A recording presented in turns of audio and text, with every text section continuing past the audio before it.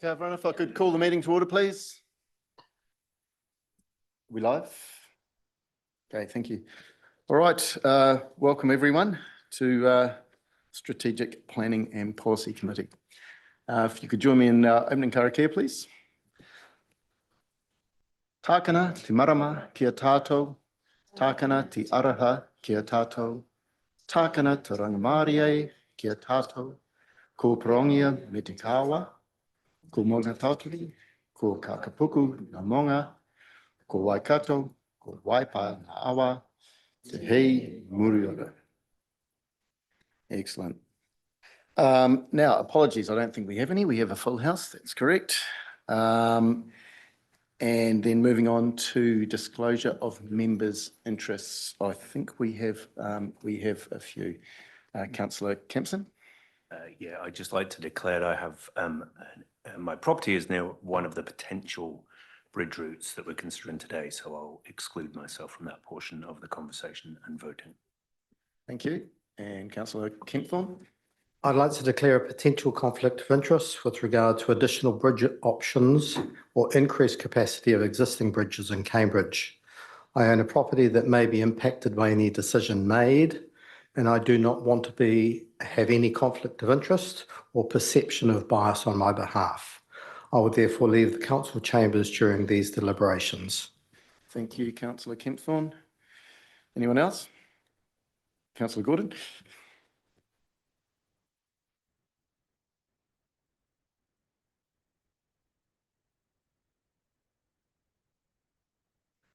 Can you hear me? I would also like to declare a potential conflict of interest with regard to the additional bridge options or increased capacity on existing bridges in Cambridge. I own a property that may be impacted by any decision made, although I may not be living in it when the bridge is built. And I might not even be here. But anyway, that's not a point. And I do not want to have any conflict of interest or perception of bias on my behalf.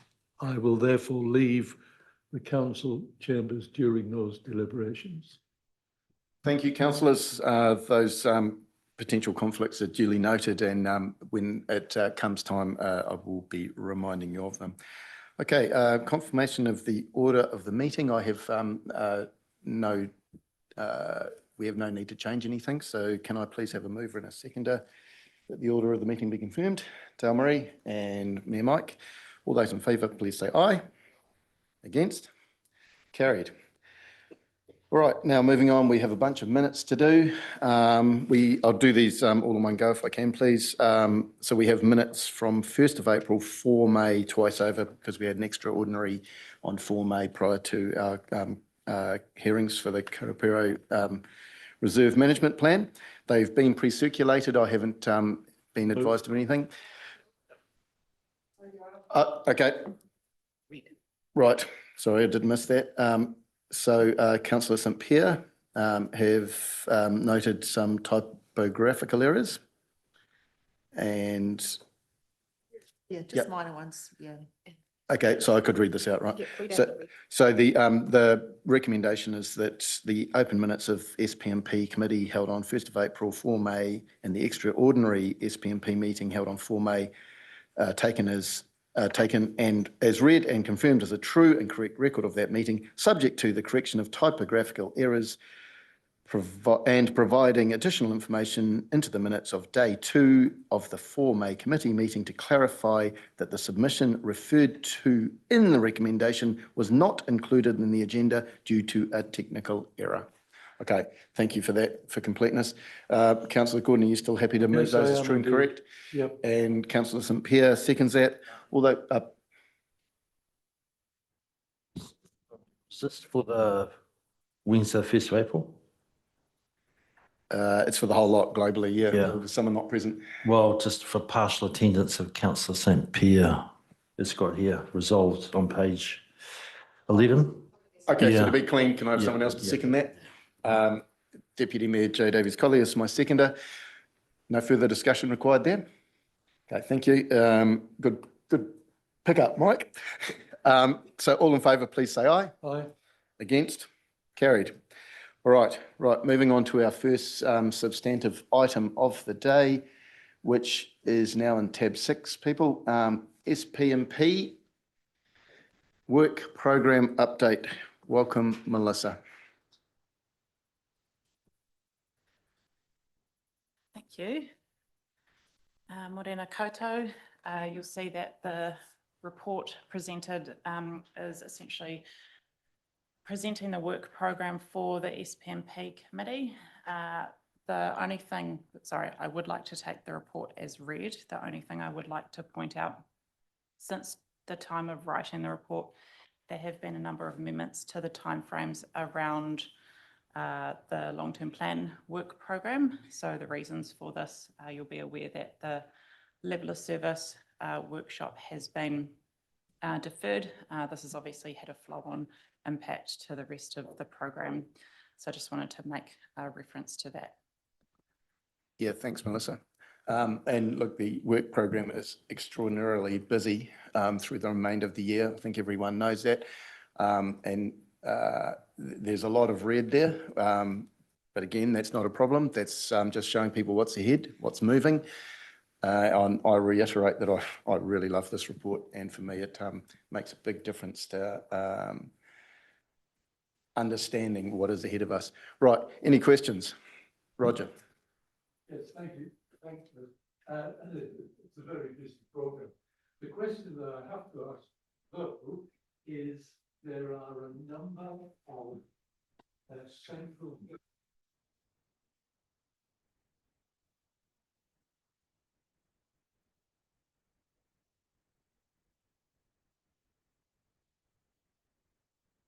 Sorry, I've done it again. Shall I start again? I think you probably should, Roger. Start will. again, please. Yes. Hello, Melissa. Thank you for this. A very busy time. There are a number of pieces of government legislation that may well have an impact on some of our strategic documents. So if that is to occur, then that will mean considerable reworking to this programme. Is that correct? It possibly could. We constantly monitor the changes coming out of central government through communications. Elected members do get an update of these changes. My team are also taking a little bit more of a structured approach around, I guess, having that awareness and being mindful of how it might impact things like this. So Yeah, we're very much Yeah, it aware was of noticeable on the radar this week that we had an update on all of those legislative pieces and what progress was being made. And it's really difficult keeping track of them. Okay, thanks, Roger. Claire, then Joe. Yeah, thanks, Melissa. I've got 3 questions. The first one is based on page 48 of our agenda, or the first page of the work program by work stream. It mentions a climate change strategy and economic wellbeing strategy. And I understand these are yet to be consulted on with the community or socialised with the community. So I'm quite interested to know when that might happen. That's my first question. Shall I go on with my other questions? Shall that be answered first? I think Kirsty wants to answer it. Thank you. So Councillor St Pierre, you raised this recently in another forum, and absolutely we're mindful that there is a pause on these 2 work streams. They have been delayed in response to the reprioritisation of work streams immediately following the severe weather event in February of this year, but also now having regard to other organisational priorities in respect of the council response to amalgamation, the work underway in relation to Waters transition, Future Us transformation program, the LTP and annual plans. So also mindful that as part of that transformation program, just looking, I guess, needing to look at it through that lens in terms of what is prioritised. We're also doing a piece of work with the comms and engagement team, looking at all of the work streams that require public engagement and or consultation. So just ensuring that we have alignment and that we're not imposing unrealistic expectations on our community, but we'll certainly come back to you with an update on when we expect to be able to engage with the community on those two key strategies. Yeah, thanks, Kirsty. It's good to have that, background. That's great. I don't want it to be lost, I guess, because they're great strategies and that, yeah.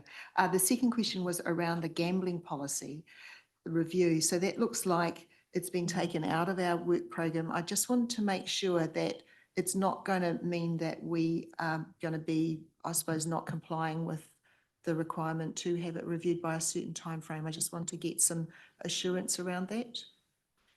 So again, it's not been removed in totality. There is a requirement for us to undertake that review. That work is ready to go to have an informal engagement with you.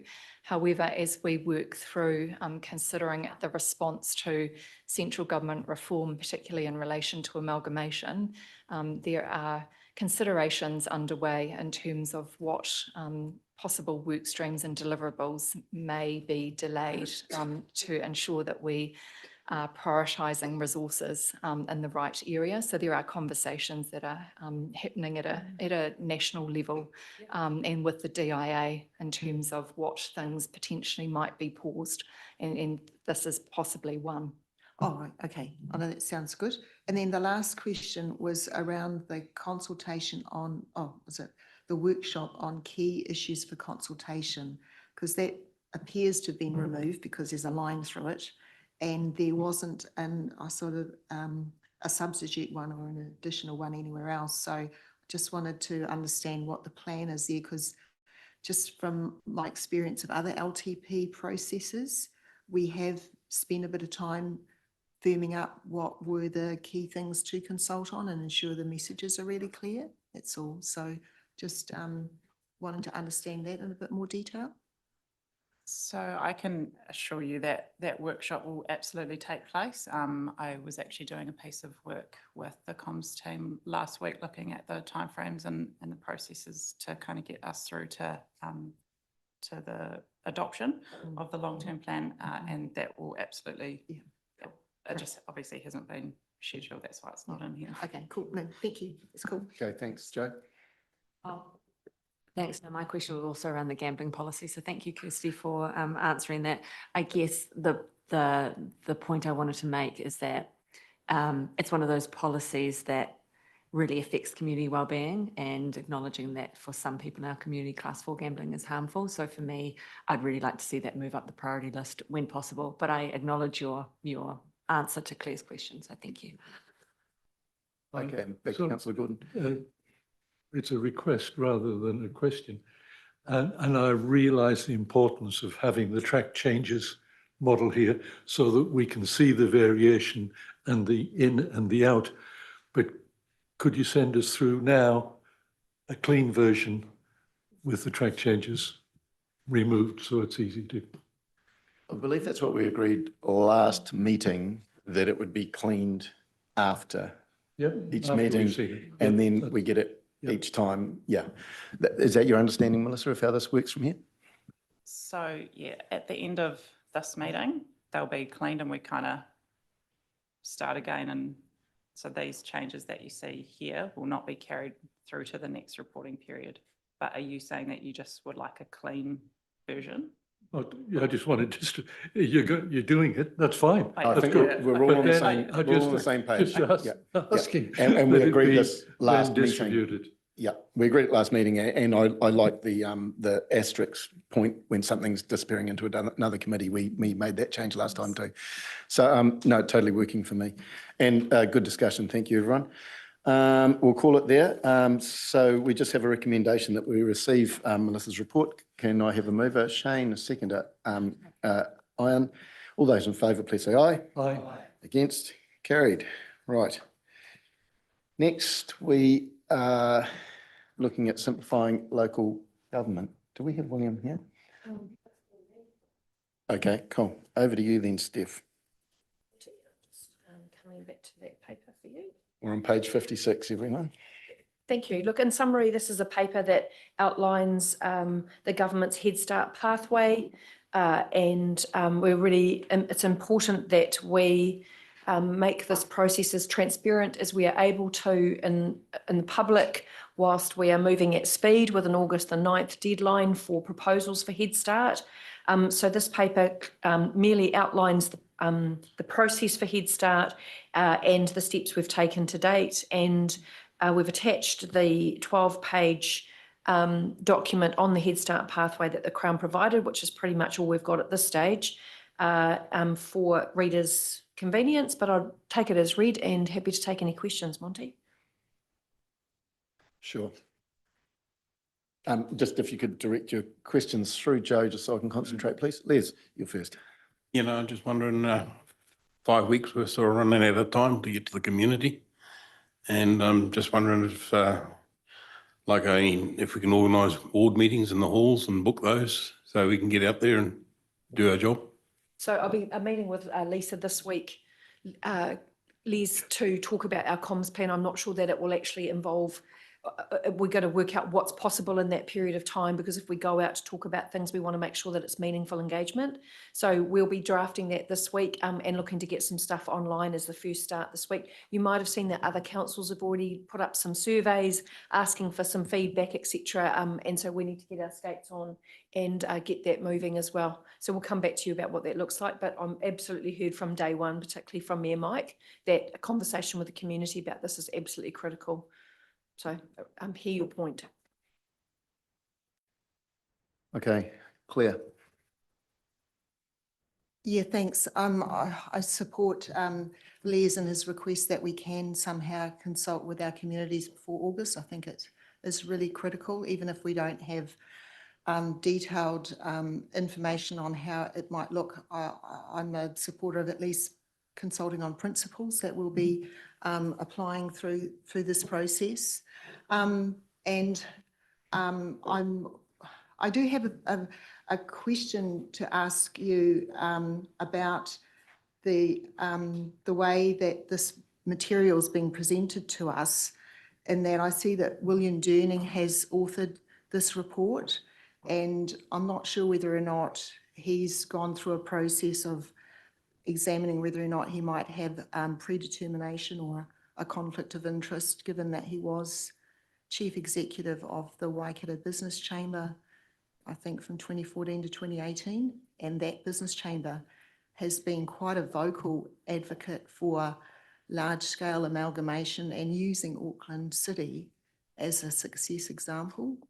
So I do wonder whether or not, I'd like to understand whether or not we're getting independent and impartial advice, if he's the one that's providing information. Yeah, good point, Claire. With Katie away as Executive Director, because she's on leave, she's normally been working on this piece of work with me. So in fact, I'm leading this piece of work at the moment. And so obviously I get staff to do the first drafting, but these papers are reviewed by me, and I approved this paper to come to you today. And I've got every confidence that Will is working in a way, as he should as a public servant, to provide independent, robust advice.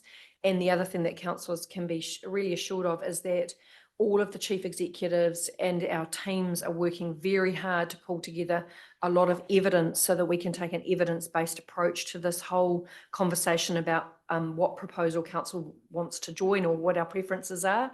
And so there's a lot of work going on, and behind the scenes, Kirsty's team and Katie's team over the last week have reviewed a lot of stats around Waipa, and we are all sharing that across all of the councils of stats that relate to all councils, and sharing that with all councils, and looking at some key indicator characteristics that the mayoral forum have asked for and that we think will be useful for elected members in their decision-making process. So there is a lot of work, and there are 2 CE meetings this week alone, just to keep driving that hub of which that evidence will be driven from. And it means that something that's really important to me is that sometimes the smaller councils don't have the same amount of staff. They don't have the same resource as we as the bigger councils do. And we need to make sure that we're enabling all councils to be on the journey, and that no one gets left behind in terms of their ability to make good decisions. And so harnessing the energy of all the councils is really important. Yeah,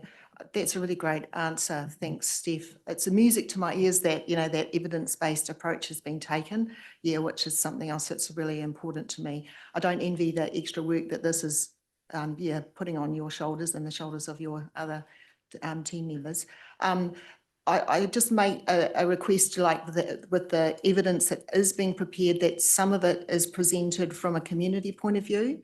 For instance, I've made reference to previous reports, and that I think the view was, it was a successful implementation or something, but it probably was from a staff point of view. And I think it's really important for us to get the other side, the side of the ratepayers or the communities, to make sure that, because the decision that we make isn't just about what would make sense, I suppose, from an organisational point of view. It's also, I think we've got to have it factored in there, the community too, that they're definitely going to have, if it is reform, the shape it takes is still going to make sure it delivers for the community as well.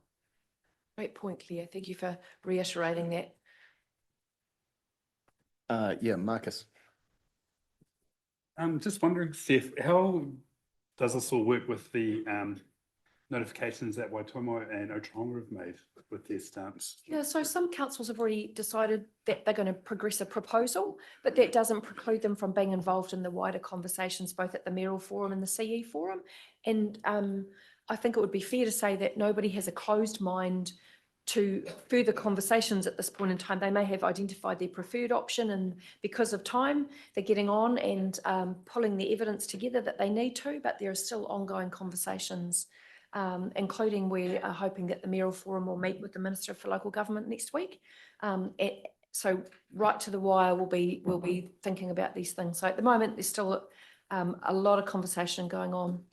Before I move on, if I may, Monty, I just want to raise the issue and put it up front that Simpson Grierson provided some advice to the Department of to Local Government New Zealand, about our significance and engagement policies, because this has come through at such a short amount and with such a short time frame, and it's of such significance that, of course, all councils were concerned that how did this relate to our significance and engagement policy? So the Crown has decided it doesn't need to have a referendum or change the law. So they've decided how it affects them, but it certainly impacts us. And the Simpson Grierson advice at first look says actually it doesn't preclude you from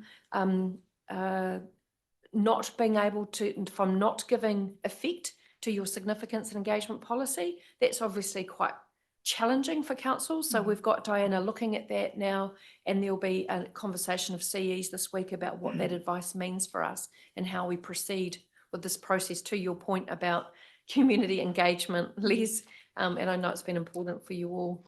So there's some challenges in the next however many weeks that we've got to make sure that we are compliant, but we also do the right thing.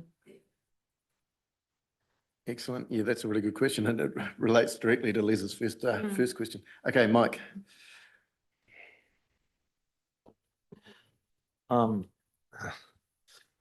Yeah, just that hasten slowly sort of comes to mind here in terms of the engagement piece. I actually don't mind. What I do mind, or no, what I expect is we will be consulting or communicating with our community before this thing goes in. What I don't mind is the pace of that, because this really is building the plane as we fly it. There's been no better, there's been nothing that reiterates that more in the time I've been involved in council than this, and that we're trying to do something such haste with not all the information. So many councils have gone out with their initial thoughts, but what we'll do is we've got, officials or folks in behind trying to get a heck of a lot more data to ensure that our initial thoughts, whether they're us or other councils, actually stack up. And I'm really looking forward to that data coming through, because a lot of us needs to be sort of data driven, and the cost of some of the options being put forward, my gut feeling is people need to see the reality of that for the ratepayer, not just for the staff. My feeling is there's going to be some figures that come out that are going to be a little eye-opening to some of the sort of proposals that people are currently thinking. Okay, Roger, and then Yeah, thank you. It's a really interesting discussion, this one. And I also am particularly interested to see the data that's going to be generated, that's going to inform this decision. And I just want to make sure that we as elected members, when that data is actually collected and it's ready, that we actually get to see it, possibly before it gets used in that regional scenario, because I don't want to actually read in the local paper that we've presented data and we don't know anything about it, because it could well change some of our opinions on where we think this should go. So can I make that as a request that we see the data once it's produced before it gets used on a wider scale? I think transparency is really important in this process, Roger, but I think you'll also understand we're working with 10 other councils to produce it, and to produce it and make it useful, to turn it from data into good information and knowledge is a step that's going to be moving at pace. So I would be remiss to promise you that you'll see it before anything it's used for anything, just because we're moving at such pace. But what I can undertake to you is that we will share that data with you as soon as we know that it's been tested and QA'd and it's useful in its format. We'll share it with you. As I think, yeah, Mike said, we're building the plane and flying the plane at the same time. Yeah, I just But we'll don't get it want to to you. receive the data, say 3 days before we have a meeting for discussion on it. We'll do our best, Roger. Yeah. It's unenviable working circumstances, to Claire's point, but we'll do our very best. Okay, Pip. Throughout the process of looking at different models, there's also sort of, we talked in last discussions around different representative models that you might apply. For example, if you did go for a regional wide approach, there was sort of maybe sort of change in representation models to make sure that you did get what I call local effectiveness whilst sort of getting global efficiency.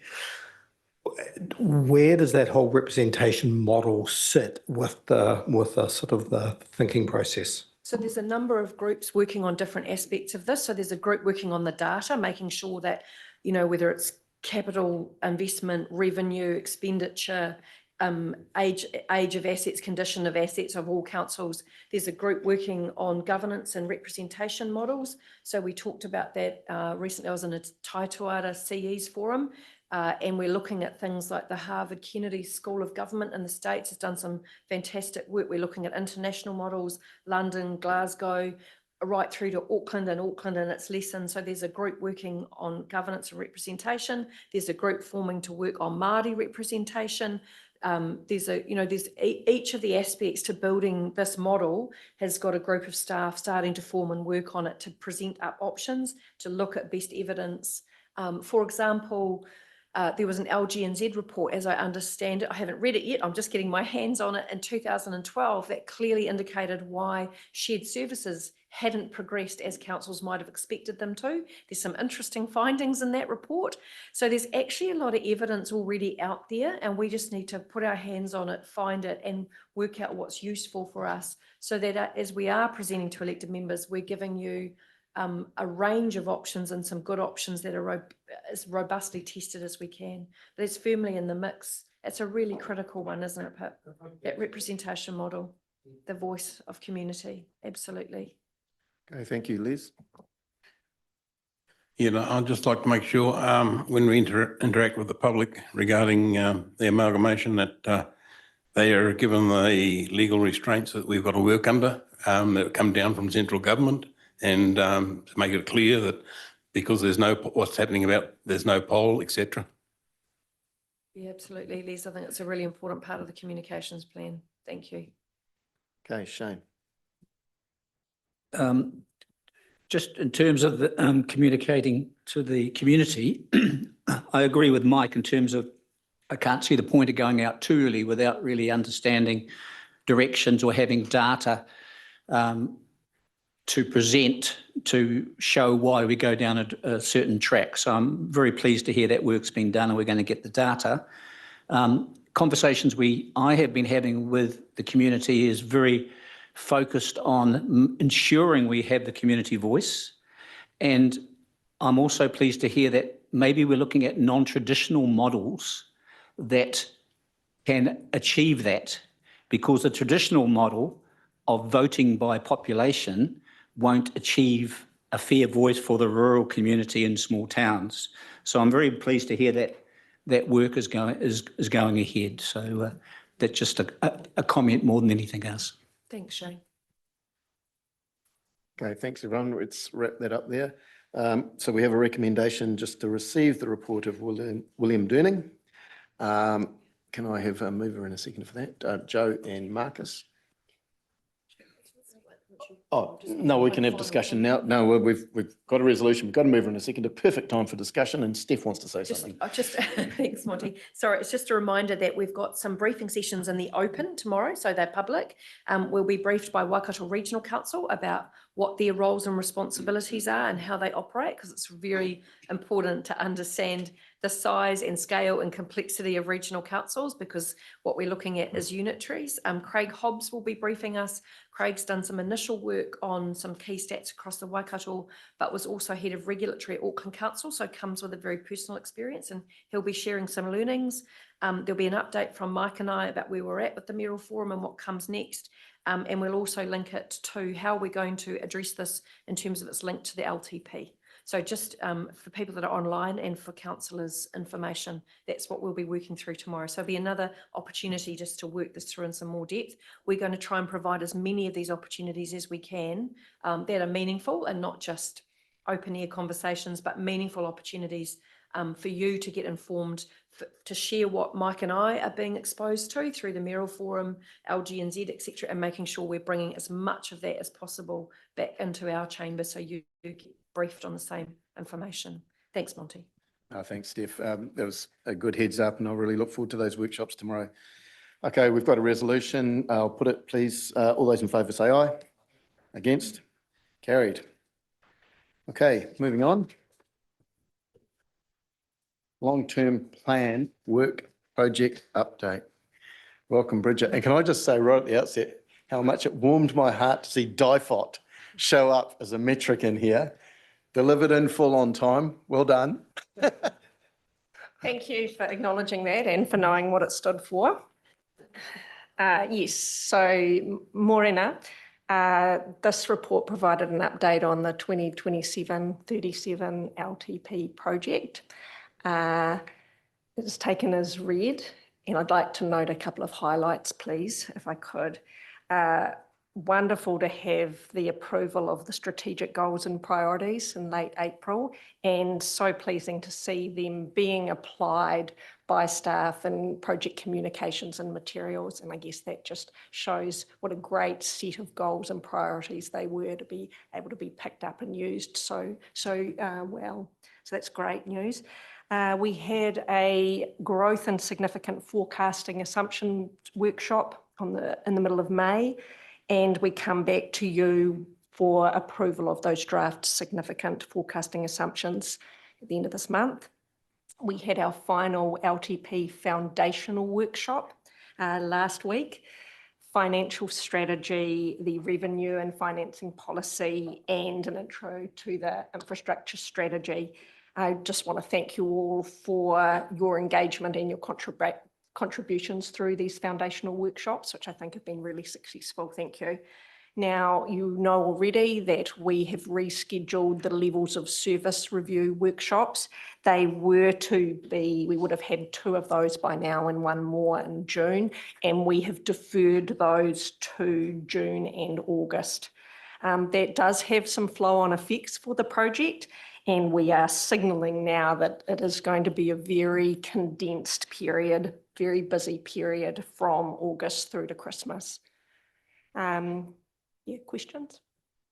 Okay, thanks, Bridget. And yeah, thanks for this, the monthly status report. I got to say, when I first saw it, I thought it's the sort of thing that normally would go to a project governance group, maybe would go to risk and audit committee.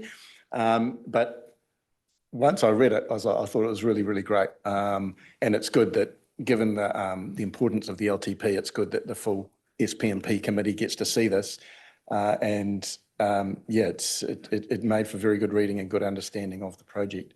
Hey, just before I open for questions, the time compression between August and first cut of the budget in December, it is worrying me too. You're in charge of the project. Is it achievable? We still, you're calling us at risk at this stage, not off track. Yeah. it's. What would change that? Yeah, I mean, the challenge, of course, is that we have no workshops in July. And so, yeah, we've pushed some really important levels of service decisions to August. And then we've got to turn around with a whole lot of related work from the levels of service. So it does mean that, yeah, August, September, October, November are really challenging from a workload perspective. I'm not quite at the point of signalling that we will need to have a meeting in January, but I think that will be coming next because it will be very hard to get that budget out before Christmas. Okay, questions, people. Damarie. I don't have anything gnarly. Am I allowed a printout on A3 of this and the monthly report? It's just for me, how I can try and then make my notes and how to, yeah, if that's okay. Yes, thanks you. But it's a great report. Kia ora. Claire? Yeah, thanks. Again, I sort of echoed the praise for the format of this report. I think it's really great, and I do like the little measures along the bottom actually about, yeah, it's just at a glance you can see. So I think it's great. Yeah, I love the detail that can be produced just visually.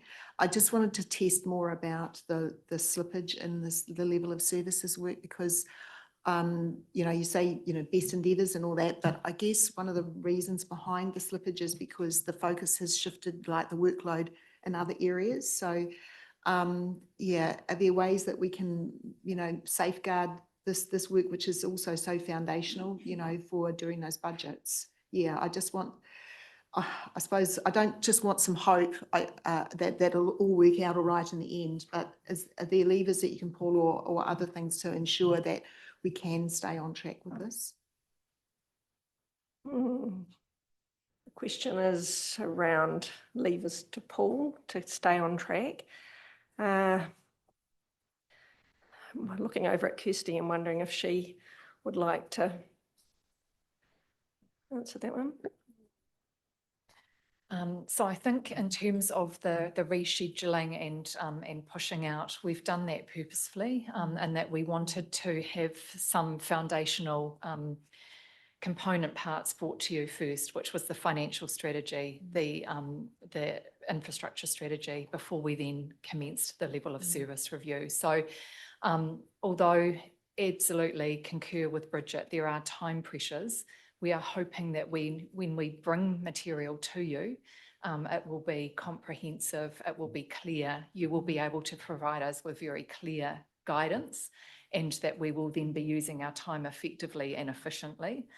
So I guess we also ask of you that, and we've heard that we need to get information and material to you as far in advance as we can. So we're mindful of that, but we also ask of you that you come to the workshop sessions prepared and able to actively contribute to the discussion to provide guidance.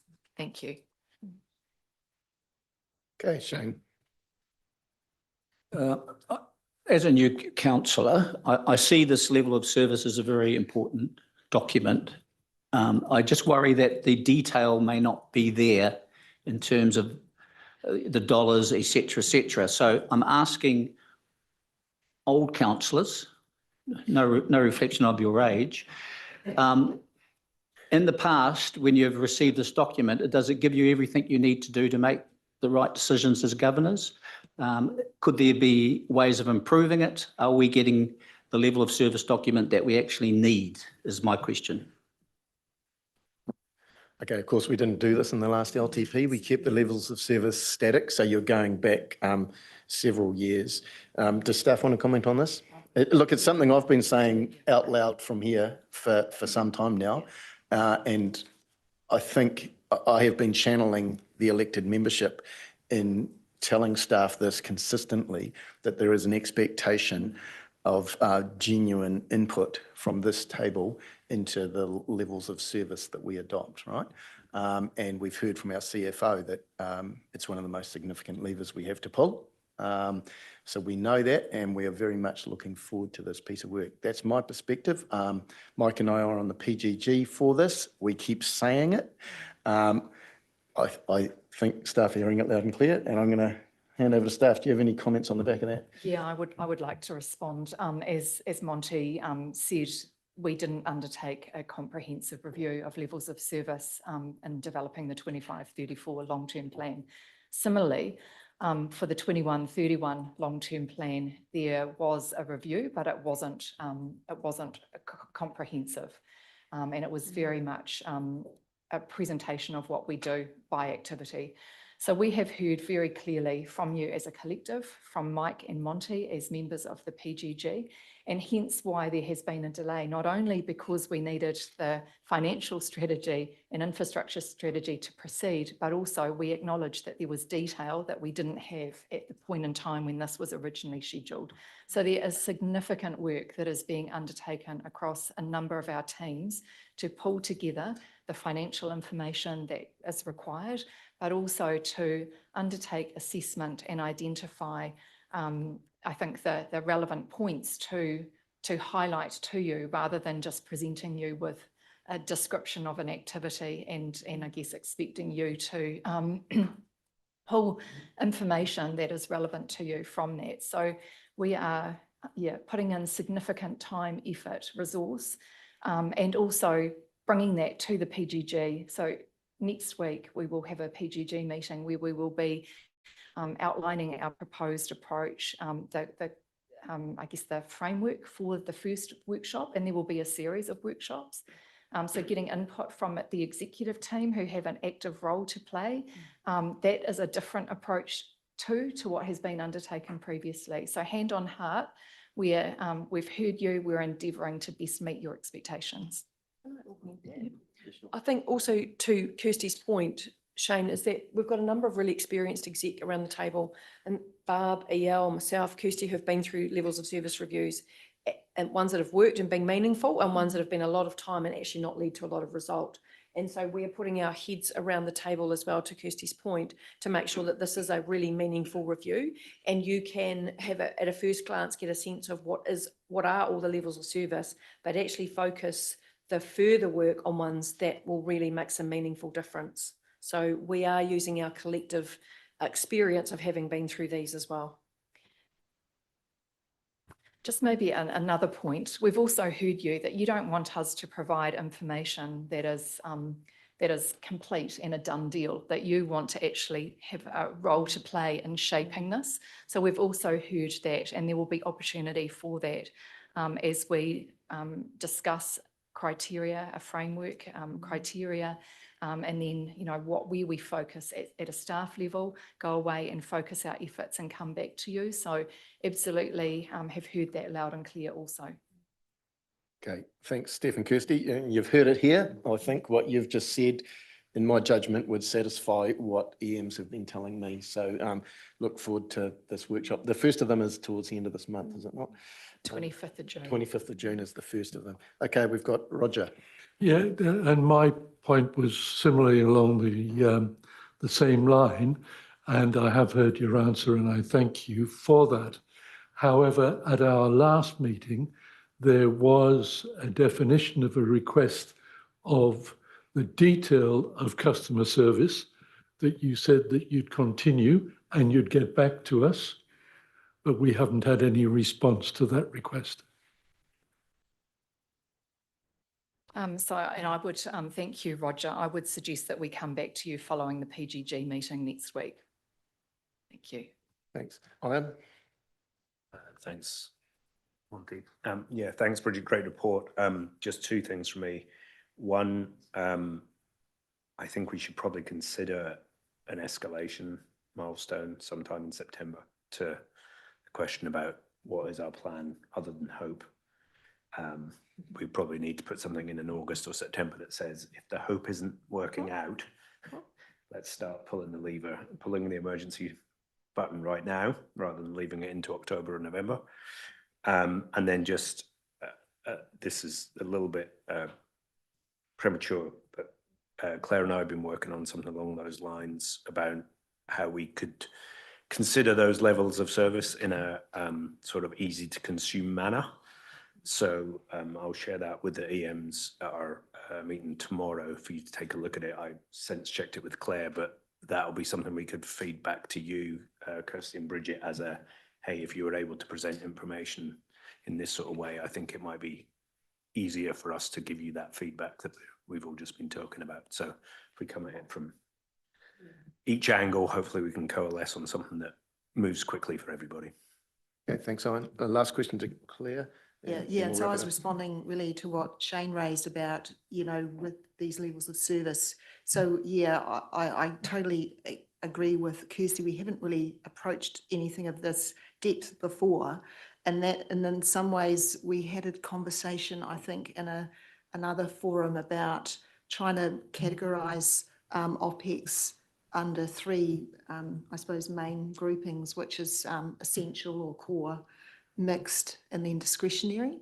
Yeah, and that's some of the work that Iron's done and sort of done a colour coding of it. Yeah, I think what's important is that we get an idea, I suppose, of what Kirsty's team is thinking of, like the format, just the format and the key ways of presenting the stuff. And then if we could have a look at it and work out if it's going to actually help us make the calls that we want, I don't know. But yeah, I think it's that sense checking again, because it is a massive piece of work. And I'm actually really encouraged that we've got Steph and other senior people that have gone through these things before. Yeah, because I mean the work that could be involved and not produce outcomes that we want. Yeah. But so that's my plea, I guess, that if we could sort of have a bit of a check-in on either side, what we're looking for to make sure that it's meeting expectations. Okay, Claire. I mean, that probably is what the PGG does, right? And that's why we have 2 elected members on the PGG for exactly this reason, because we try and view it through the lens of this table, always thinking, what does this table need? So personally, for me, that probably is where it belongs, but that puts the heat on Mike and myself to make sure we do deliver right. So it would be good to see what you're thinking. Is that enough for you? Because I don't really see us having space to do another workshop before the first level of service workshop to sort of pre-engage on it. That is, if in my mind, for Mike and I to do on the group's behalf. And if we do that poorly, I'm sure you'll be telling us. I think so. I didn't appreciate that there wouldn't be an opportunity before that first workshop to just sense check it. But I like you guys, both your mics, you're there doing a good job for us. You are, Ian got involved with me on the AI side. That's all. So that's cool. why we. No, well, I'd appreciate it. And we'll be discussing that with the team who are actually doing the work. Okay, let's wrap that up, please. So Jeff, we have a recommendation to receive Bridget's report. Moved by Mike, seconded by Ian. No further discussion, I don't believe, is required. Can I just put that motion? All in favour, please say aye. Against? Carried. Right, thank you, team. We're just taking a 10-minute break. In fact, it's an 8-minute break. We are back for our big Cambridge Connections item. We're going to start it sharp at 10:10, okay? So you've got 8 minutes off.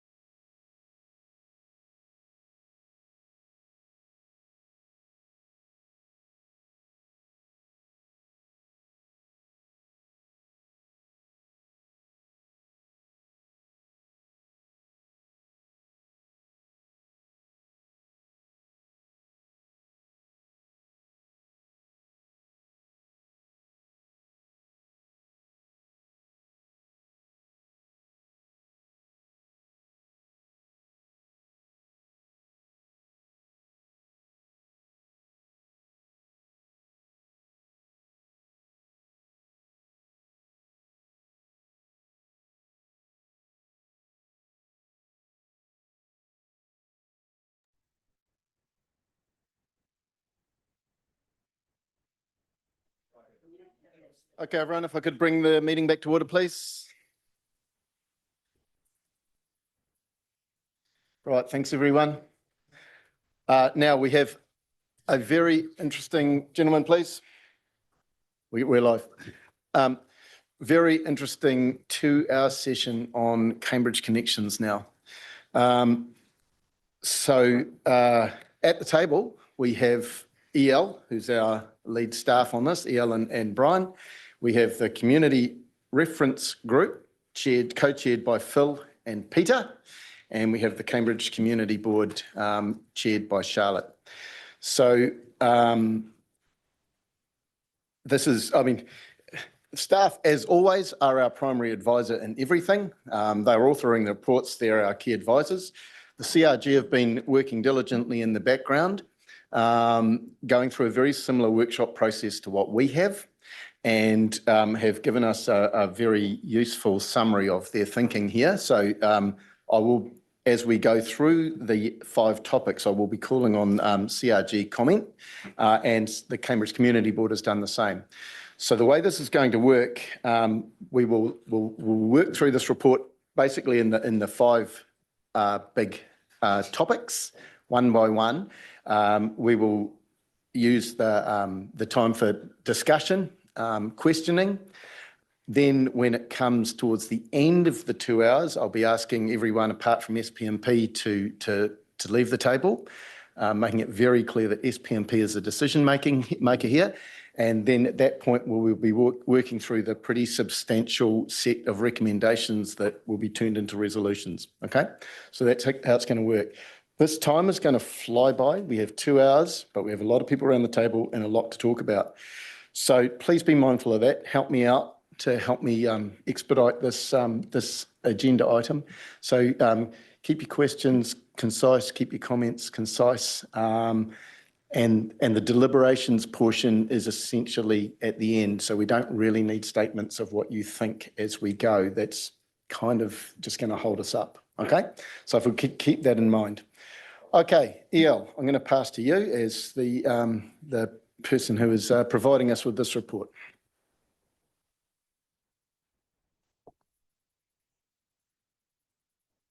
Morena tātou. So as the chair has advised, ko Evelisa Wright toku ingoa. I'm Evelisa Wright. I'm the Group Service Delivery Manager here at Waipa District Council. I am feeling very privileged today because I'm here today presenting alongside everybody at this table on behalf of Katie Mays, the Executive Director who can't be here today. So I'm channeling my inner Katie.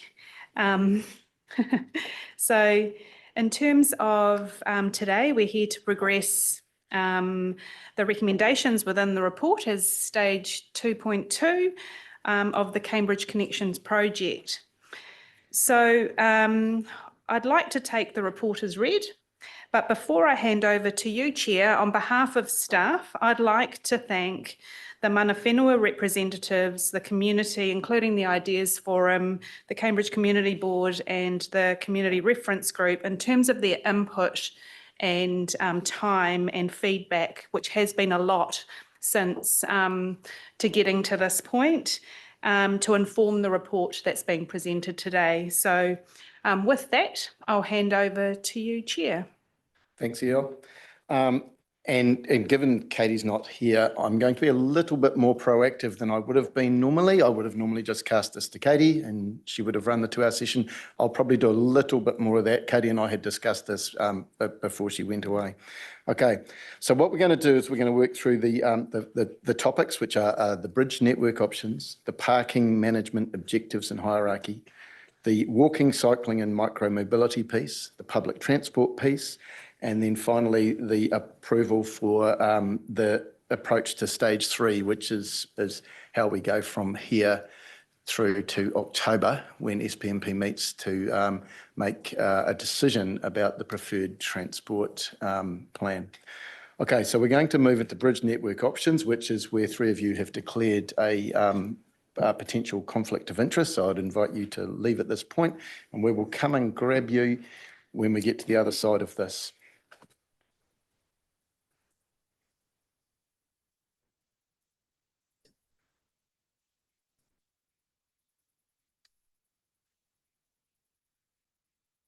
Okay, everyone. So look, this has been very well workshopped, the bridge network options.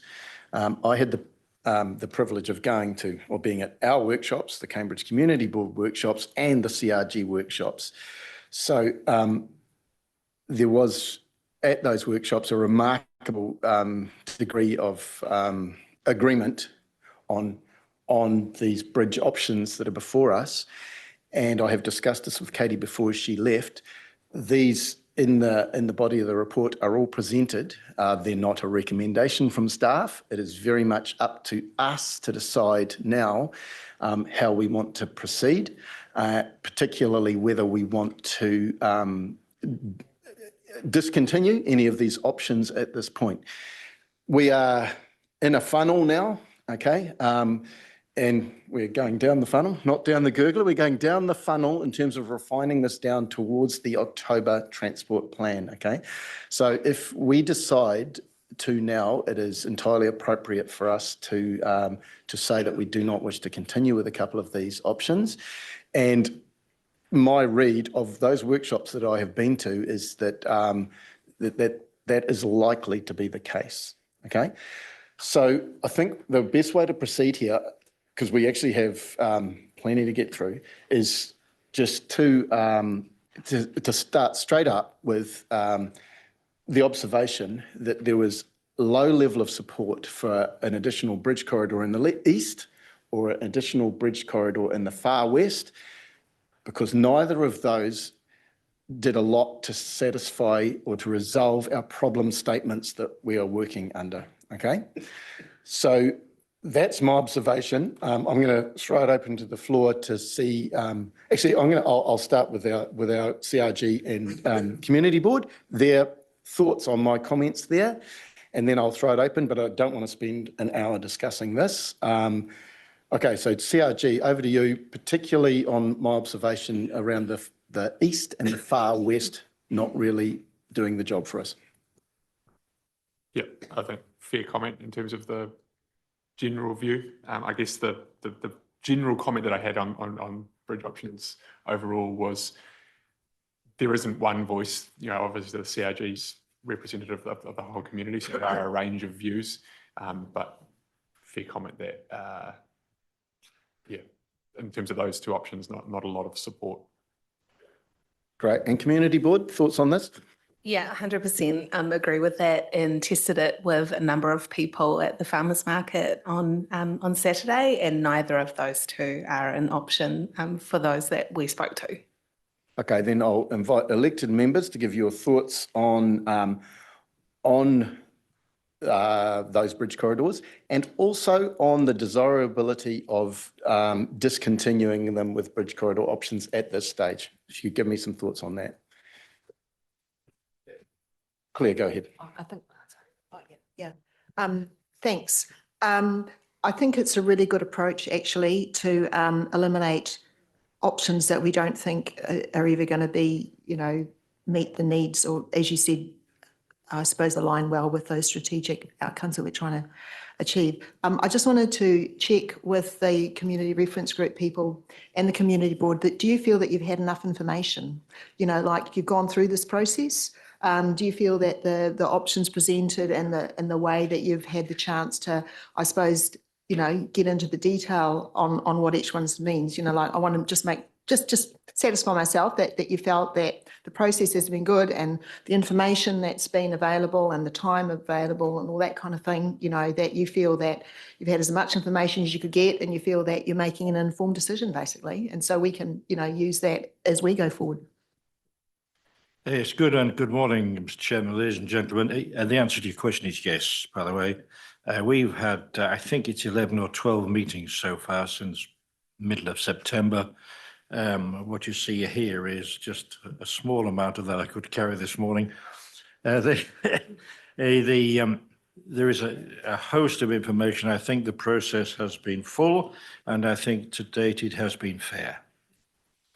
If I can add to that, I guess the caveat is that, you know, like this is big meaty stuff. There's a lot to get through. You're asking people to volunteer their time. We've got like an hour and a half at most of our meetings.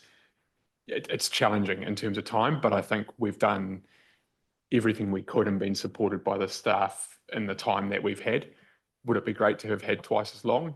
Yes, but I think we've done a good job. Yeah. The same even applies for us. I mean, we are top of funnel, right? And it's about resource allocation for us too. So if we did elect to discontinue a couple of these options, it would allow the resourcing to be directed where the more likely options are so that we can do a better job of that.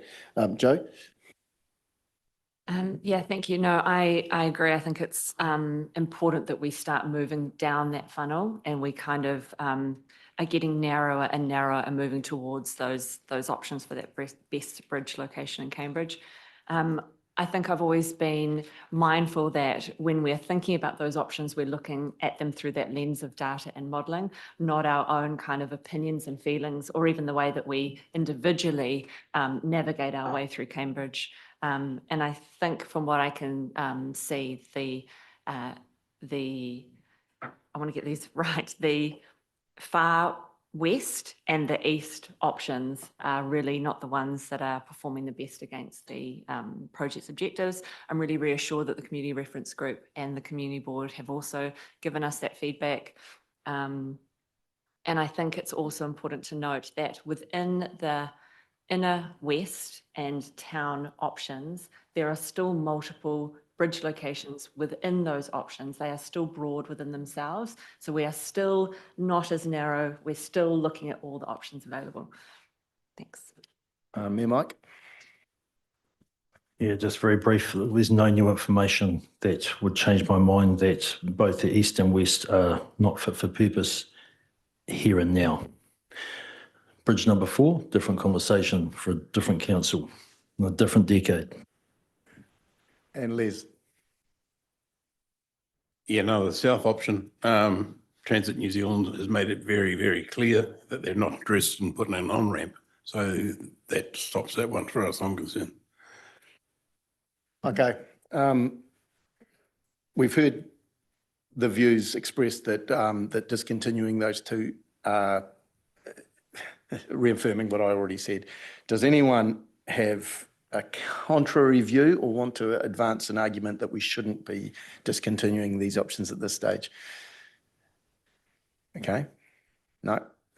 I just want to add one thing in the mix here. We've talked east and far west, duplicating Shakespeare Street. We haven't discussed in those, but it is one of the ones that has again come through as for exactly the same reasons. It doesn't look like it's going to satisfy solve the problem statements. So I just wanted to float the idea here that we take that out as well. So it's east, west, and duplicating Shakespeare. Claire and then Joe. Yeah, so I'm not sure if I'm ready to do that yet. It's just because I'm conscious of the hierarchy, you know, that infrastructure hierarchy that says make best use of your existing infrastructure. So I appreciate, in fact, I was quite interested to see that that wasn't a strongly supported option, you know, from the community group and the community board. And I acknowledge that, but I still feel that we've got to demonstrate that if we're going to work towards that hierarchy, we've got to show that we are open to that, but there might be a reason why it's not going to deliver in the end. But I'm not comfortable with taking it off the table at this point. Can I just be clear? It was duplicating another bridge there. Not Point 6 is expanding increasing capacity of existing bridges stays live. Oh, okay, no, that's all right then. Sorry, my mistake. Yeah. So Tide Gates, whatever, is live. It's just duplicating. Joe. I'd also add the duplicating Victoria Street Bridge, noting that both the Community Reference Group and the Community Board also agreed that adding capacity to the existing Victoria Street Bridge or constructing an adjacent bridge was also not favourable. Okay, does anyone disagree with this position? I think we are probably getting to that duplicating Victoria Bridge is off. I might have called it Shakespeare, did I? You did, sorry, yes. sorry I to just be wanted to absolutely confirm. clear. I'd written Yeah. it down. I meant Victoria. Yes, I was quickly looking through this. Sorry. Shakespeare. My bad. Yeah, And we've got to be Victoria. very clear on that. Yeah, I was talking the high level bridge. Yes. Okay. Peter, do you wish to say something? Yes, sir, just to assist the two recent comments, the part of the reason that an enhanced bottom of Shakespeare Street type solution isn't a solution because it does nothing to deal with the large number of people leaving Leamington to go towards Hamilton, both for business and for leisure, and does absolutely nothing to do to get rid of the in excess of 400 trucks of more than 5 axles going along Pope Terrace every day. Okay, thanks. So look, I think we can stop this debate there. I don't want to give the impression that this is underdone. It's the opposite. This has been done extensively in workshops, and there's plenty of material provided by the staff that supports this. So this isn't a decision we've just made in 20 minutes now. This has been a decision that's been coming up through the workshops. Okay, so I'm going to move on, and we will we'll come back to this at the decision point at the end, because I'll have Diana tidying up the resolutions for when we get there. Okay. All right. So parking management objectives and parking hierarchy is next. This is on page 104 of Diligent. Now, oh yeah, sorry. Yeah, very good point. Deputy Joe, we need to bring our members back. Are we going on Bridge Corridor?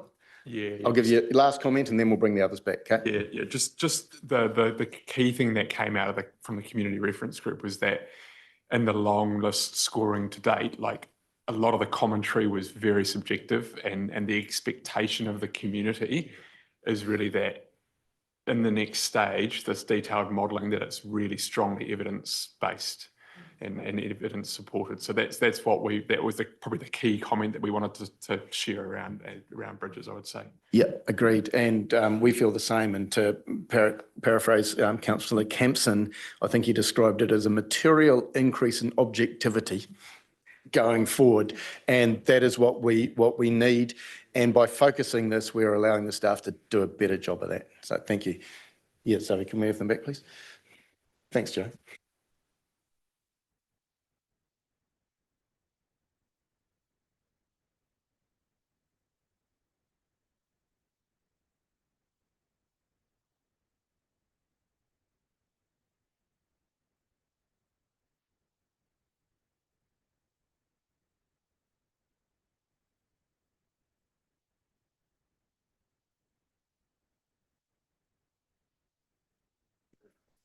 Okay, so we've concluded Bridge Corridor, and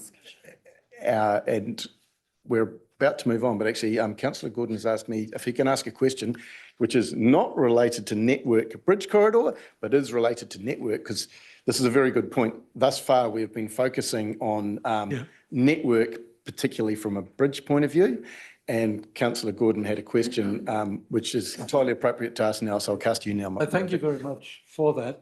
I just looked through the agenda and thought that this was the appropriate place to ask this question. And I recognise that Cambridge Connections is a transport strategy, and it's actually a short-term, a medium-term, and a long-term strategy of the ilk of 3 years, 10 years, 30 years. And what I'm not seeing and what I'm asking is, what discussion will there be on the current congestion challenges we have in the network?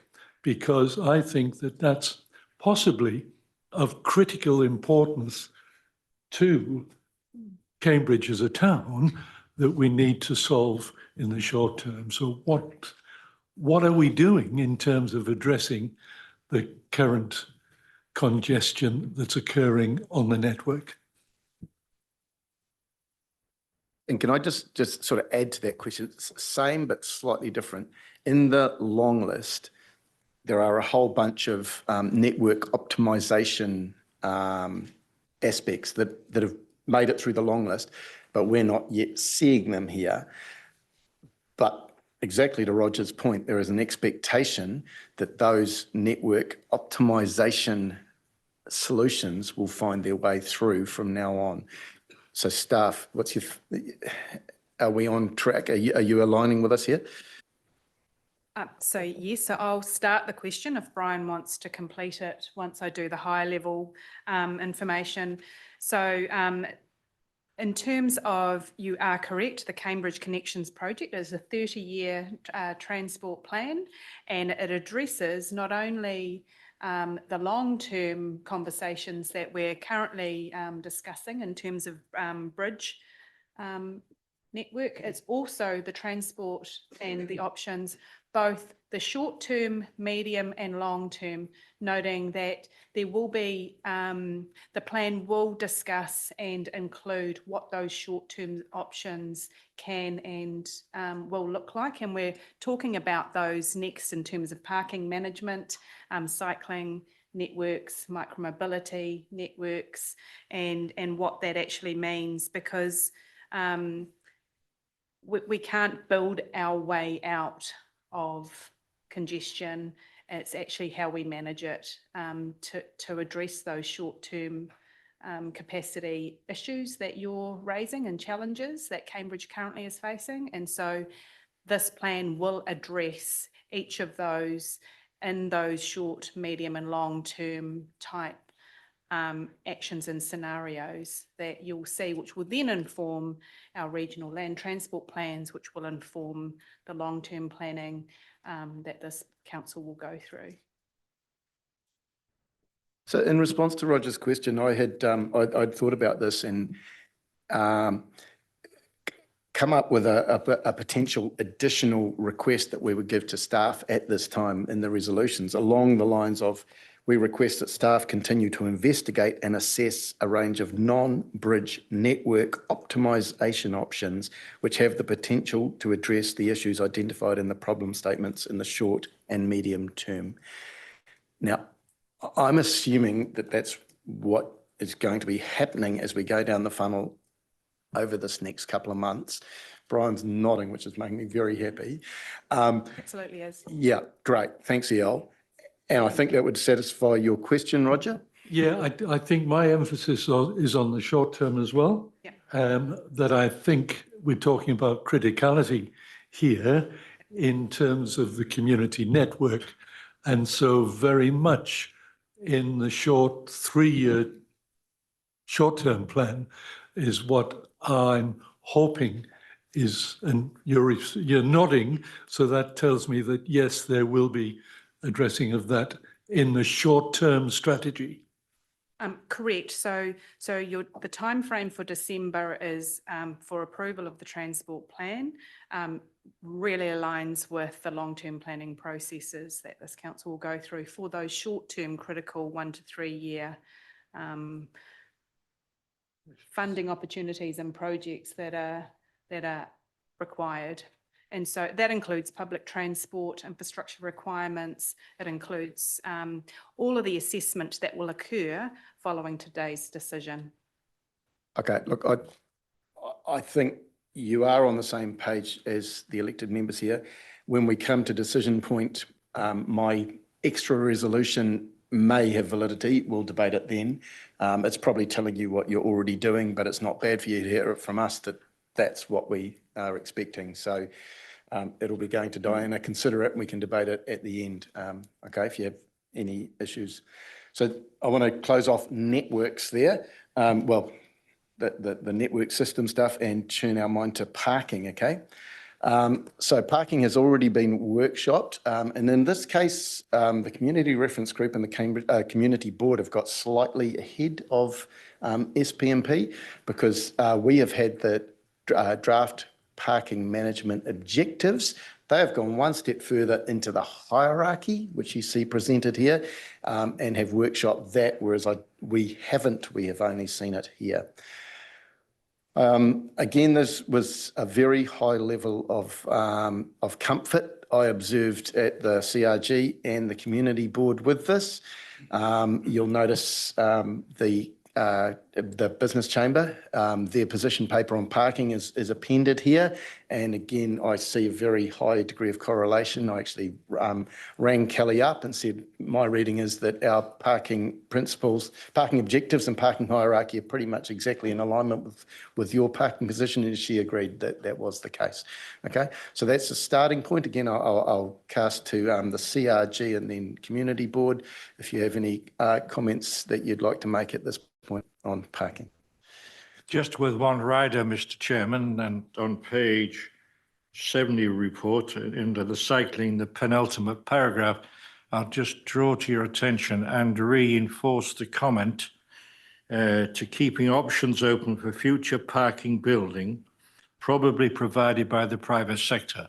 We had some quite robust conversation regarding should or should there not be a parking building, and nobody wanted a parking building this afternoon.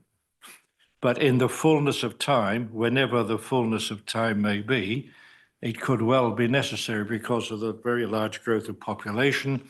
And what we're really saying is if there's an ideal piece of land that could one day be used for a parking building, please don't let it go.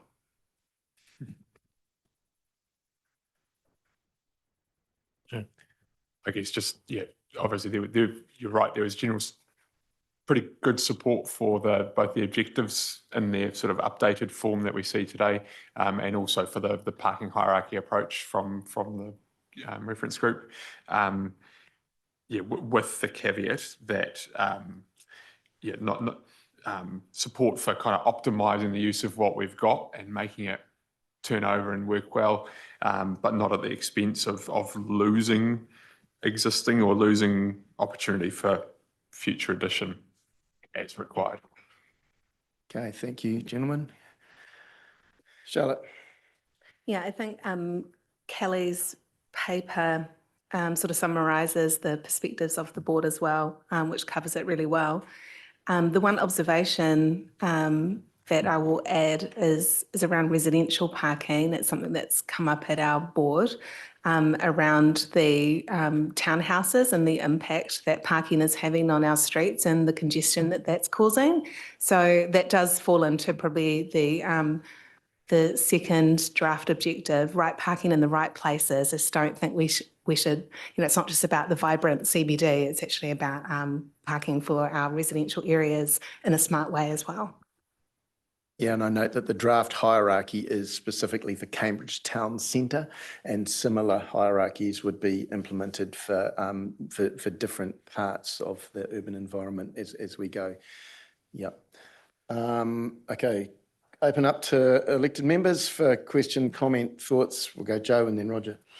Yeah, I'm really supportive of the draft parking hierarchy. To me, it's very much common sense having that shorter turnover on Main Street, and then as you get out further, that longer term parking, acknowledging that there are people who work in Cambridge who actually commute from other towns, so they really do need that long-term parking.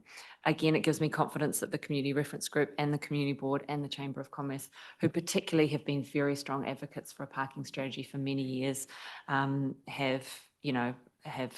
this feedback has really been shaped by them. And it's also consistent to what I've been hearing from people in the community as well. And I guess ultimately we want a really vibrant Cambridge Town Centre, and getting the right parking in the right place is going to be crucial to that. I should just note at this point that the objectives were actually modified subsequent to going through the CRG.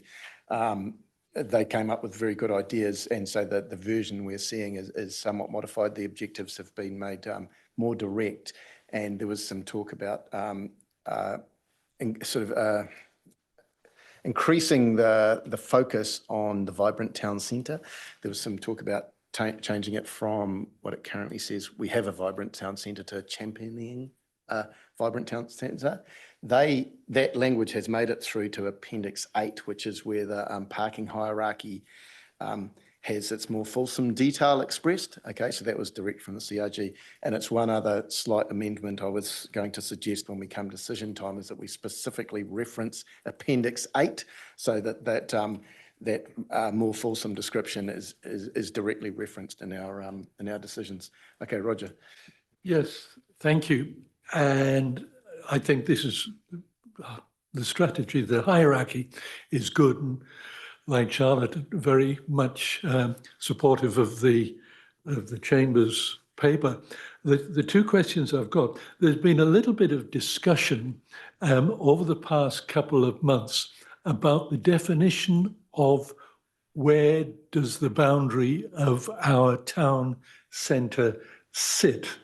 And of course, as Cambridge grows, and we're already seeing, of course, with Lakewood and the commercial sector of Victoria Street that goes up to St Andrews, we're going to see more activity and growth in the town centre. What are you defining as the town centre in this hierarchy?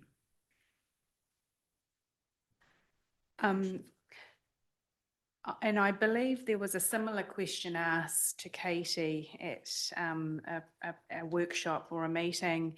The definition for the town centre, I do not believe, but please correct me if I'm wrong, has actually been defined, and that is something in terms of what you're talking about, in terms of how it relates to parking. As we progress into the parking management planning type of opportunities, that's where we can explain where the parking centre boundaries align. In other areas, they're generally aligned with the district plan rules or other strategic documents that councillors make decisions for. And so there should be an alignment to ensure that the same terminology when you're referencing the town centre boundary is consistent across all of our strategic documents. So we will ensure that as we progress through the parking management plan, that's what we will do. And I think that's going to be important if we look at the growth to make sure that we define our town centre correctly. Absolutely. Now, the next one is possibly something as experience and seeing within this hierarchy, we are getting instances of H-registered vehicles parking in our residential streets. Has that issue been addressed in terms of the hierarchy? Because, of course, in terms of, I think in terms of our current plan, they aren't supposed to park in residential areas, but in fact, it's happening. So where parking is able to be done is covered within our bylaw. And so that provides the rules as to where parking can occur, and this council approves those bylaws. But one thing that the draft hierarchy for the Cambridge Town Centre has noted in terms of alternative access is the freight windows. But also, I think it's really important to consider, should H vehicles require parking because they are staying overnight because of transport and transit through that we actually do need to account for, and I guess it's the right, it abides to that number 2, which is the objective of having the right parking in the right places and actually being able to show that in a parking management plan, particularly for those H vehicle movements, and aligning with residents to make sure that. So I'm really looking for an assurance that that issue in terms of the Cambridge Connections transport plan that we'll be producing will actually address that issue of providing the appropriate parking in the right place for those H vehicles that do have to somehow stay overnight. Okay, thank you, Roger. Look, I want to move on because I've got a lot of questions here. We go Shane, then Dean. When I'm looking at the draft parking management objectives, I think there's something really important that's missing from that, and I think it's called enforcement. And I wonder if it should be a part of number 5. We have a consistent and easy to understand parking system. E.g., Te Awamutu, we have a consistent and easy to understanding parking system, but no, it's not getting enforced, so people abuse it. So I'm just wondering how we add enforcement as something that needs to be a focus in this. As we develop the parking management plan, that is something that will be required to be stipulated in the parking management plan, how and what occurs with parking enforcement.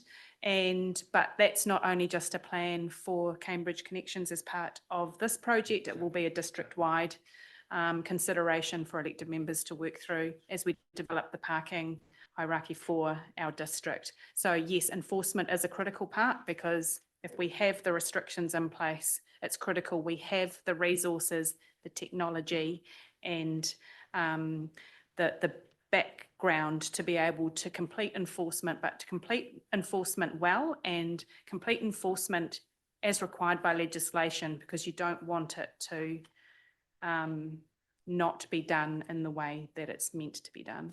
If you look at Schedule 8, Appendix 8, sorry, it comes through more there in the detail, that these 85% thresholds, and each one triggers, it's a cascading down the hierarchy. So yeah, it is there, and it's part of the sort of escalation as parking becomes more scarce and problematic. Okay, Dean. This sort of goes back to what Peter said at the start, his butt about the parking building. And we think of them as nasty, ugly looking things, and I agree most of them are, but something that I tried to priority here a while ago was that we should be looking at underground parking if it's possible. And if we're talking about private development, I wonder if that had been thought of. I think it's got twofold benefits. One is that if in fact technologies and other methods do change our driving and movement habits, and we don't particularly need it because the street's full, well, then it gives us nice streets that we can do other things with if we make people use the parking building that some nice companies built for us. And if it doesn't in fact work, well then obviously we have got the extra building or the extra parking at no cost, and we haven't made our towns, either of them, I think in the long run, look ugly with a parking building. So is that a consideration? This parking building or underground, I want to, if we've got time, look back to it. So I'm going to park that, because the parking building issue, yeah, I'm parking your question. The parking building issue is parked, and we've already approved the parking of that as a thing. So if we get time at the end of this, I was just going to spend a couple of minutes on that, seeing the CRG raised it. Okay, Ian, and then Mike. Yeah, just a quick one. I think, firstly, thank you for all the hard work on this. When I think back just a few months ago when we first started talking about this, there was really not a lot in the way of anything. And this is now much more substantial and aligned upon, which is excellent. Just one question, perhaps note. The last slide in Appendix 8, we talk about developing a parking plan. I'd just ask that however we model that, I want to keep seeing the demand side and the supply side modeled in that paper, because in early considerations, we were only looking at the supply side. And I think it's important that we keep demand and supply in consideration, both sides of that, please, as we go forward. Yes, we will do. Thank you. Mike?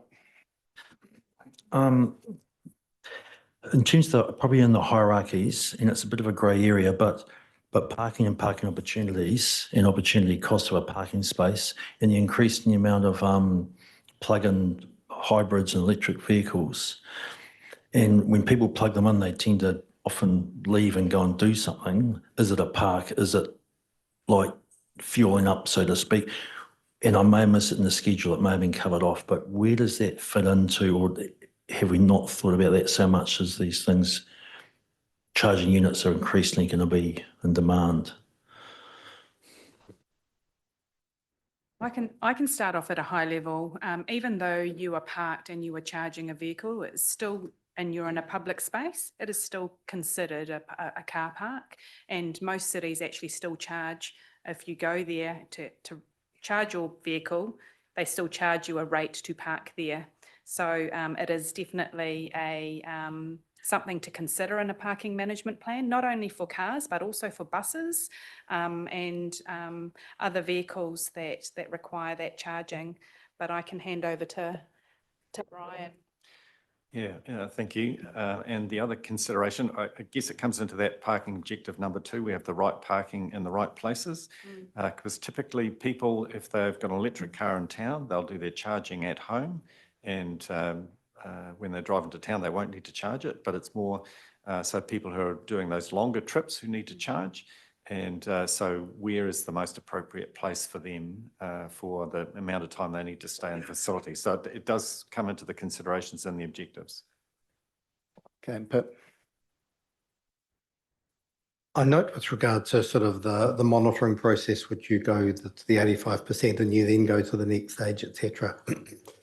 I think it's going to be very important that you keep people informed as to where we sit along that spectrum so that they understand that, for example, right now there is enough space in town for people to park for the day, but as time gets, and they are at the bottom of the priority, that we have to have a communication strategy whereby people understand that, maybe as we get busier, you will not be able to park. So I think I think the 85% level is the right one. What then has to follow on is how you communicate that to say, hey, listen, I used to be able to park here, but I can't anymore. Absolutely. Communication about parking and the ease and access really aligns with the number 5 objective about having a consistent and easy to understand parking system. So not only residents know where to park when they're coming in for their daily work or shopping, but actually others who are visiting or are travelling through actually can find an easy location, whether they're parking for 30 minutes versus 4 hours because they want to actually have a good lunch and a good shop in areas or events areas. So the communication around the changing of the 85% capacity and what triggers that, and the parking management plan will then work through how that comms can occur and will occur at each of those stages and changes is that's what a parking management plan can include if this council wishes it to, which is what I'm hearing. That's where you're wanting to head. Okay, thanks. Look, there's general happiness, acceptance of the objectives and the hierarchy. I think we're good enough to be able to proceed. Just want to spend 2 minutes on this question that Dean raised, and we're essentially talking big commercial car parking. Now, the CRG basically asked us to reconsider parking this, because when this went through the long-term assessment, it was one of the ideas parked, because I went back and revisited it this morning. It was to do with implications for sort of network flows and so on. And possibly in my mind, there was always a question of scope, because this is likely to be commercial. And when I looked at the parking hierarchy, I reconciled it in my mind by saying right at the bottom of the hierarchy, when you've kind of exhausted all the options, commercial if it makes commercial sense.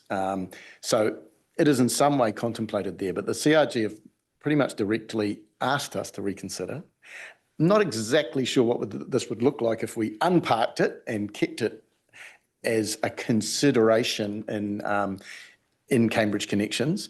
I suspect it wouldn't be putting a huge amount of work, because it's something that's very far in the future. But to your point, Peter, it's something you don't want us forgetting about, right? So you've raised it, so and we're short on time. Maybe can I just get a sense from my elected members how you're feeling about that? Do you want this idea unparked and kept on a slightly, in some way, live footing as we consider Cambridge Connections? Can I get a sense of who thinks we should and who thinks we shouldn't? Give me a sense of who should keep it live in response to the CRGs. Okay, right, cool. Thanks. That's a heads up for as we go into the decision part, just because I need to give my my governance officers times to do some typing, okay? All right. look, we could sit around talking parking all day, right? Very easily, but I'm going to call it there because we've got a general sense of satisfaction, and that's what we're trying to do. We're just going down this funnel. It's not over till it's over, but I think we've got enough to proceed there. And this next one potentially is going to require a reasonable amount of chat. So we will move on to cycling, walking, and micro-mobility. Okay. Now, this part of the plan essentially references the urban mobility business case from 2022. That's the central idea here. And it is asking that we reconfirm that is sort of the appropriate way to be thinking. Okay. Now, that was a really excellent piece of work. It's appended here in Appendix 11. And I hope everyone's had a read of it. Again, I'll do my usual thing. We'll go to CRG and then Community Board just on this issue. Thoughts, comments, and then I'll throw it wide, okay? CRG, what are you thinking? I think one of the things that we raised was the need for sort of a right solution in the right place kind of approach. And one of the things that Katie suggested as part of that process was sort of picking up on that idea of a hierarchy. So I think there was broad support from that, generally from the reference group, that we have a nuanced approach, and we don't just build big infrastructure everywhere, but actually it's a bit more nuanced. And again, I guess I'd note that there's a really broad range of views on the CRG on this, everything from rip out what we've already built to build lots more, like it's a real spectrum. And so I guess one comment that I would have here is that the description on page 8 of the report says that the business case contains initiatives targeted at achieving transport mode share of 20% cycling and 10% walking. But the detail of the urban mobility case actually suggests that it's targeting 15 to 16% mode share for those active modes. So there's a bit of a discrepancy between 15 and 16 or 30%. And it'd be good, I guess, again, in the next stage, it's really important that we're looking at data, we're looking at, we've got real clarity around what the objectives are, where are we trying to go, what mode share are we actually targeting, so that we're getting to the right place. I think that's probably, again, the other thing that came out pretty strongly from our group was the need to measure the success and in a detailed way, I guess. We've got a counter on the cycleway that has been built that kind of captures some data, but it's pretty broad, and we're not seeing the level of detail of things like what's it actually doing at peak time. Because if the key problem that we're trying to solve is around peak time, then we need the data that, so in the next stage, we'd expect to see data that kind of shows how their solutions are actually solving the problems that we've identified, the problem statements. Yep, I'm happy with that, Phil. Okay, thanks. And I had noted the discrepancy between this report that says 10% walking, 20% cycling, and the business case. I found the 15% as well. So just on that specifically, Brian, do you have anything to say about that? Are we just talking averaging here? Yes. This is a really interesting topic, and we could talk all day on just this topic. Because you can imagine that there's many, many trips that are done around a town that will never be counted in terms of walking and cycling. So it happens every day that people walk a very short distance to their local dairy to get a bottle of milk, or the kids get on the bikes to go to the park and things like that. So they're never counted.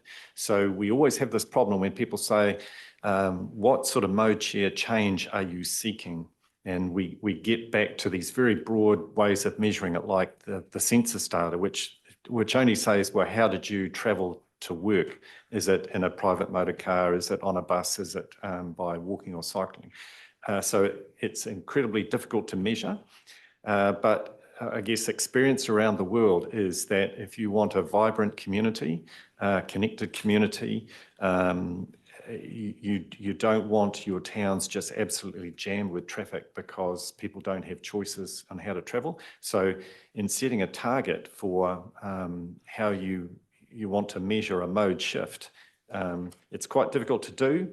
There'll always be disagreements about how you measure it and what is actually possible. So I wouldn't get too hung up on a figure, other than we should be, if we want a vibrant community and a sustainable transport system, we should be ambitious in trying to provide good facilities that allow people to walk and cycle and do many trips that way. Okay, thanks, Brian. Over to Charlotte. There's a perfect introduction to Charlotte. This one is probably the one as a community board that's debated most often, and it's really hard to capture feedback from all views of our community. But I think probably more so than the other options, the affordability lens is probably placed on this issue more than anything.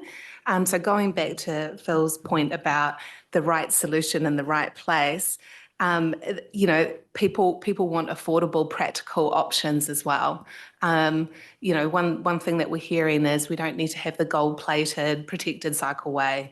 If a widened footpath is going to be just as useful and actually solve the problem of you know, getting more people on a mobility scooter or getting the children to school. So there's that.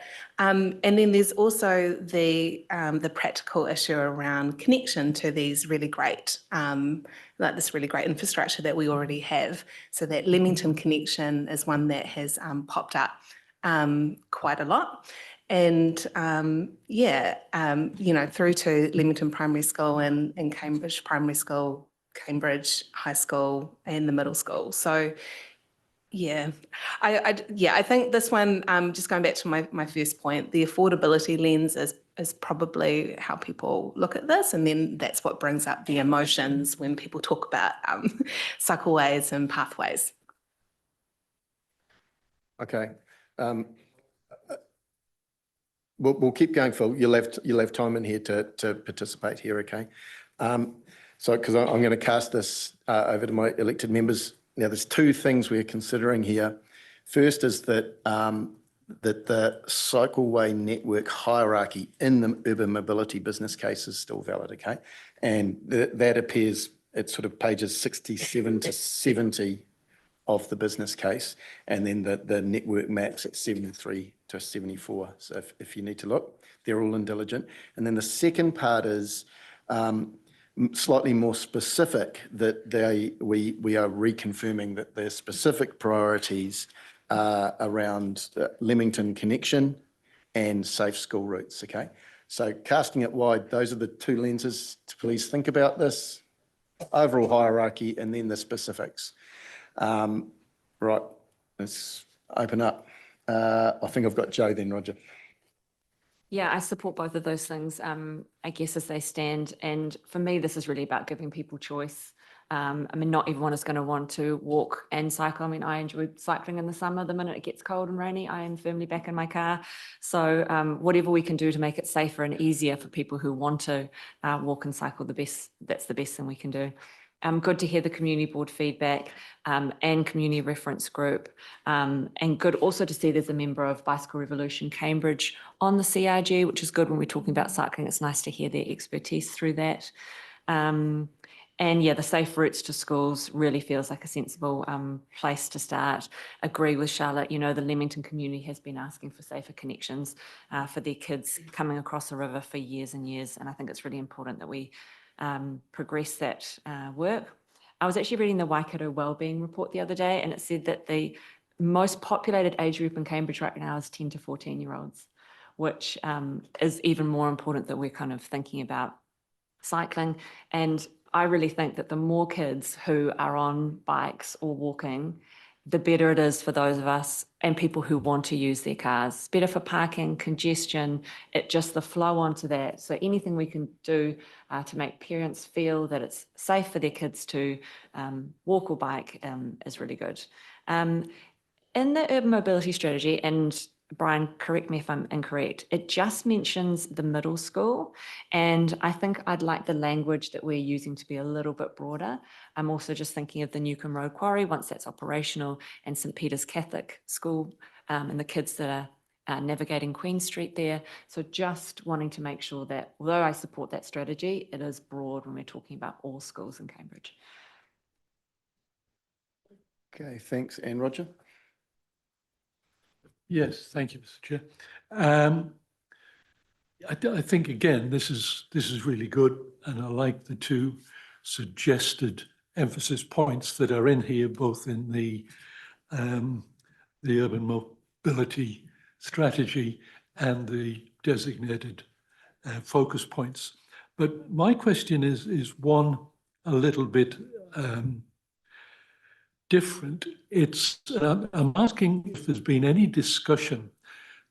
We have a roading hierarchy, arterial roads, feeder roads and local roads.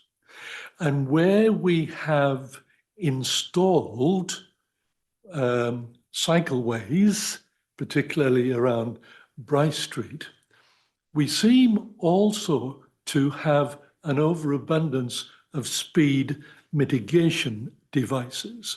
Was there any discussion in the community reference group about the identification of the purpose of road and the speed mitigation versus cycleway, walking way installation?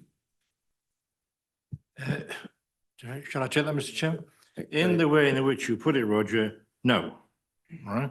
That said, there have been plenty of comments about the spine-shattering speed restriction bumps that we have to go over in the likes of Bryce Street, which we've generally seen as overkill. But that's not being critical of anybody or any system. Now that the cycling has settled down, and it has settled down very well, in that part of Cambridge, which is only half of Cambridge, not the other side of the river, and that side of Cambridge, now people have got a balance of transport of the Bryce Streets of this world. Duke Street's another one, by the way. Yeah. Where the question really should be asked, now the cyclists are safe, except when they're coming across pedestrian crossings, which is a pet of mine, that now you can review, I think, the traffic flows and the speeds of traffic and the ability of traffic to control itself without being forced to control itself by something physical. So I suppose my question is, will that consideration be made on any future installation of cycleways? Because we don't want the overabundance. Am I right that that's still a long list option that's going through? There was a question, one of the long list items I think was around removal of speed bumps on that section of road, and I think that's progressing. I believe it is, and there's a separate piece of work. EL, over to you on that. Yes, so there's a separate piece of work that staff are completing in terms of review of traffic calming measures that you've just talked about. That's the technical term for the speed bumps and those jar bumps. So that the information is being reported and how we're doing that through the community boards, and then the future, what that looks like in terms of the consistency of approach, what good looks like, what and how future I guess infrastructure is being put in place to make sure that, and that will be coming through to a service delivery committee through this council in terms of the guiding principles for that. But also wanting to acknowledge that there are lessons learnt and the views that have been expressed as part of this process. And I just want to assure that those will be used to inform the next stages of this plan. And that's really what my question was, the future. Yeah, good, thank you. Okay, Ian, then Mike. Yeah, I mean, I think, in answer to your question, Monty, yeah, support both the hierarchy and the approach. I'm very keen to see the Leamington piece taken care of in the schools. I think it seems very sensible. Probably not for deliberation right now, but for consideration, given those priorities, how big a gap do we have in our LTP currently to actually address those priorities that we've just come up with? Ballpark is good enough, or we need to talk about that later is also a fine question. I'm just trying to get a feel for how far adrift it might be. Talk about it later and possibly big. Yeah, okay, thank you. Yeah, good answer. As we start heading into the LTP, this is why Cambridge Connections is timed as it is to finish in December, so it can inform LTP discussions, right? It's why we're hustling through this somewhat. Mike. Thanks for that. Right. I totally agree with the priorities for the cycling. Leamington Connection, safe routes to schools. No issue with either of that. However, I am more than open around the network hierarchy. And for me, in terms of what's fiscally prudent moving forward and what's realistic, unless there's some massive government change in funding. So I'm actually I'm open to further discussion on those in terms of what's been presented here. Yeah, I had been wondering in preparation for this, when you read the business case, whether there needs to be some kind of proviso added. We like it still, it's still fit for purpose, but we want to learn from the lessons from the implementation thus far, and there are a few lessons, you know, traffic calming, the trade-offs with car parks. There's always the affordability overlay, but just when we, just considering this, that was one of the things I had in my mind. Do we add any provisos that we've got, or do we basically just support it as it is, which is pretty clean? It's quite hard to frame something as, yeah, but learn from the lessons. That's easy to say. It's actually harder to write down if you're specifically trying to point to what those lessons are. So does staff have any comment on that idea? Yeah, I guess I would make the observation, everybody's familiar with the separated cycleways. And as you travel around Cambridge, you know, because there are those other hierarchies like shared paths and cycle-friendly streets. And in the mobility business case, the vast majority of the investment is actually in those lower hierarchies, in the shared, you know, the safe streets and the shared paths. So if you travel in the new subdivisions, you'll see that the Collector Road in the new subdivision all has one wide shared path, and even some quite significant connections out to St Kilda and other areas, they are shared paths. And so that will be what you'll see most commonly under this sort of plan, with those spine routes only on those ones that are going to be very, very heavily used. And remembering that we're building infrastructure that's going to last 100 years. So the use it gets today is going to be very different to what it has in 10 years, 20 years and 50 years time. Really good answer. Actually, I'm way happy with that. That makes perfect sense. Okay, and Claire? I'll just go to Claire, and then I'll cut you off twice. I'm coming back to you next. Claire. I just wanted to support what you and Mike have said about having some additional wording or provisos. Yeah, because I think that does make a lot of sense, whether it's, because I appreciate in the Leamington connection to town centre, there's a little bit of a red flag to say that it's going to be challenging to engineer.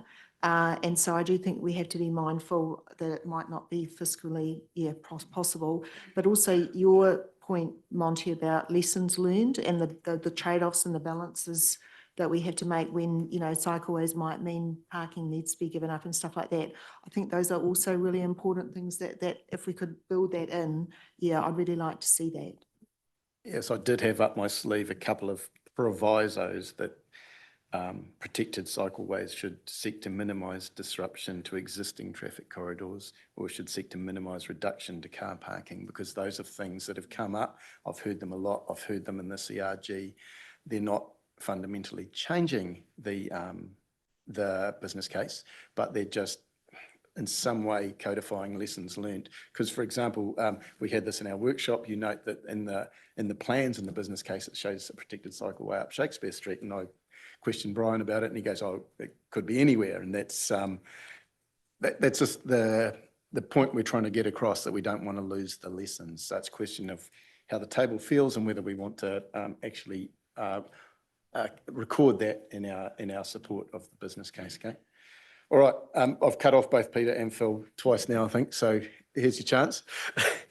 Yeah, I think I just wanted to, I guess, support that idea of putting some provisos in there. I think there would be, I guess there's a feeling amongst some members of the community and some members of the CRG, not all, but some certainly, that, we're just kind of carrying on with business as usual. And I think that would go quite a long way to kind of reassuring the community that we are learning those lessons and that we are adapting our approach as we go over time. I think, yeah, others have noted that cycling has become really contentious. And I think if you don't learn the lessons and you lose the community, you don't bring them on board as you go through that process, actually cycling will lose as well, because you'll get so much kickback that you've got to make slow, steady progress, not overdo it. I think that would be the point that I'd make. And I think just to respond to that comment about mode share, really, I think obviously it's hard to measure, but I guess the thing is consistency. Pick how you're going to measure it, even if that's flawed. Get some baseline data so that then once you've put new infrastructure in, you can say, this is the change we've seen. That's what the community want to see. We want to see we've made these investments, we've spent ratepayers' money, and this is what we've seen for it, right? We want to see, the data will be flawed, but at least you've got, this was the baseline, this is the change. That would be the message that I'd. And just to add to that, Mr. Chairman, can I just draw your attention that while we're looking at cycling and walking and mobility right now, the next item is going to be, I think, public transport. And to pick up on Brian's comment, a question, how did you travel to work today, was a very good question, because decisions made about public transport within and around Cambridge in the fullness of time will affect how did you get to work today. So that's one change. The second thing I just draw your attention to, because I'm well qualified to do so, being of an age, as you would say, is that there are going to be 2,000 people in retirement villages in Cambridge within the next 5 years. Two villages alone are 860 of those, mine and the Somerset one. So you've got to start, and 30% of those people, on average, will not be driving cars. Some do ride bikes, give them the due. So there's going to be other forms of transport, including those who think they're Stirling Moss with a little flag on the back of their 4 scooters screaming down the pavement. We've got to start thinking about how these people are going to travel and to where they are going to travel relative to where they live. Yep, points well made. The demographic change is got to be in your thinking when you're doing a long-term plan. And I would note that under this section, we're considering micro-mobility too, which does include mobility scooters, etc. Yeah. Okay, we go Pip, then Roger. I'm just picking up on Brian's comments with regard to the new subdivisions. The reality is that in the old part of town, we're lucky, and Bryce Street was already a very, very wide street. And so guess what? We could take quite a lot of land to create a cycleway without impacting people in too many ways.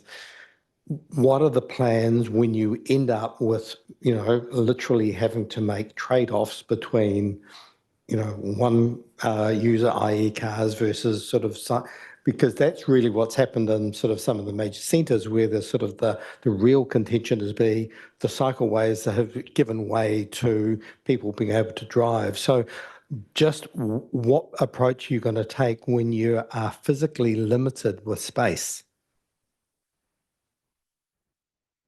That's a very good question and observation. And that's what we talked about earlier, that network plan. So different roads for different purposes. So roads that you want to make sure work really well for public transport. So they, bigger intersections, wider roads without conflict with parked cars and things like that. Roads that have to handle trucks. Then you'll have some roads that you want that all the commuters flow down at peak times. And so they've got to be clear for lots of traffic. So you won't be encumbering them with busy cycleways and things like that. And then there'll be other streets that you've got more flexibility and that they're not a main through route. And so you've got the opportunity to narrow them up. They'll still serve their function really well for access to properties, but there's enough room for parking and walking and cycling. So that's that network plan and having an idea of the big picture and making sure that all the different types of traffic can move around the town. So just to add to that, that is part of the next stage of the project as well, in terms of identifying that network and coming through, which is what's detailed in the report, that's where we're going to confirm those future roles and functions and then bring that through in that next stage as we head into October. Okay, thanks. Roger, we might make this the last question and then we'll move on. In fact, I thought we'd already really crossed over into the public transport sector, as Peter's mentioned. So can I defer my question until the discussion You of can public indeed. transport? Yeah, because I want to leave a little bit of time at the end of this to get these resolutions right. It's going to take us a little while to get through. EL. So if I can, just to note, we've heard the percentages and having a percentage and making it consistent and making it real, and understanding how that is monitored, and so that we can make sure that we're heading towards the where we're wanting to go. And so the desired mode share will be confirmed again through the next stage of the project. That hasn't been set, so that's a really good discussion point as to what does success look like in this area. So the 10% versus 15, 25% is already talked about on top of what we existing have, but that's going to be a really good conversation as we head into the next stage of the project. Yeah, I can feel the workshops coming together already, the way this is shaping up. So, good. Okay. Does anyone have anything burning they want to say about, in this section? Walking, cycling, micromobility. Again, general acceptance. Maybe we might put a couple of provisos in our endorsement, but, and I'll work on that with Dinah. No one else? We'll move on to public transport then. It has to be burning, Roger. Okay, thanks. Okay, right, the public transport one. Now, this is one, obviously, Waikato Regional Council are in charge of public transport more than us. And so this part of Cambridge Connections thus far has kind of proceeded under the basis of commenting on Waikato Regional Council's proposals. And as such, when it does come to decision time, we're actually not deciding anything here. We are just receiving. But I've still allowed us 20 minutes here to chuck this around and add anything we like at this stage. Okay, so EL, I'm really conscious of the fact that I'm not letting staff speak much. If you want to say anything, yell out. I'm sorry, I have been just taking your report as read as you asked me to and blasting on through. But if you feel you need to say something, you just yell out. Will do. I feel the conversation's going well, and I'm comfortable with how it's progressing. Good, thank you. Okay, we'll do our usual. Public transport, CRG, thoughts? I think we were actually a bit challenged in this particular workshop in terms of just timing with the number of presenters that we had. But I think, both on walking, cycling, micromobility and public transport, a lot of that stuff's come through the other meetings as well. So we're kind of picking up on all of that. I think generally there's a view that public transport offers a good opportunity to reduce congestion if it's used well. And I think the key thing that came through from our group was that the focus needs, we've got a regional link that's been growing in patronage reasonably well. That's great. Hopefully it continues, but we need some focus on enabling trips across town, particularly getting cars off the bridge crossings at peak times. That's the next thing that needs to be a priority in that public transport space. And I guess I would just make the kind of comment that actually one of the bonuses about public transport is that it's not like the hard infrastructure. We're not locked in. If we get it wrong, there's in 3 years' time, it's another funding cycle, so we can change course. Sorry, just to to add to that, now you're in public transport, Mr. Chairman. One of the key peaks is around about 8 o'clock in the morning on the south side of the river to the north side of the river, and a large number of those are children of middle school, secondary school age. And one of the suggestions I have, and I know it isn't your right to do this, I think it's the Department of Education, is to think really seriously about a school bus service from the Leamington side to those two, and St. Peter's Catholic, because it was mentioned, to the 3 schools on the north side of the river, and get away from this peak of young people who are getting their fitness, I guess, by pedalling, but the huge number of cars that are servicing schools, either with senior students driving their own cars or parents picking them up, dropping them off, whatever. And that really does exacerbate the peak across there. And we did once discuss going to talk to the principals of the 2 schools to see if they could change the school hours. But that was probably asking too much, so we didn't do it. And for very good reasons. So I think if you could think really carefully about the thought of talking to the Department of Education about the possibility of a school bus across one way and back in the morning.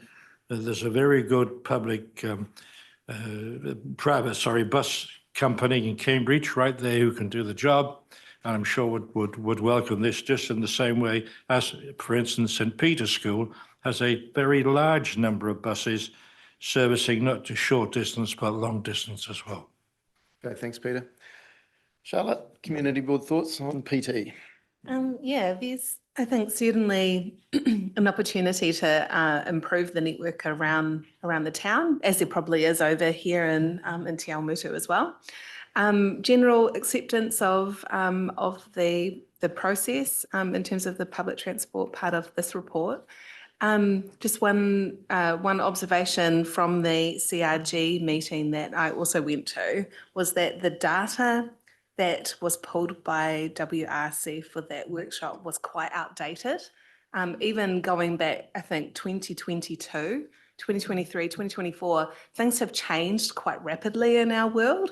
And I think that's something we just need to check when that report comes through, that the data is current and actually reflects demand and usage now.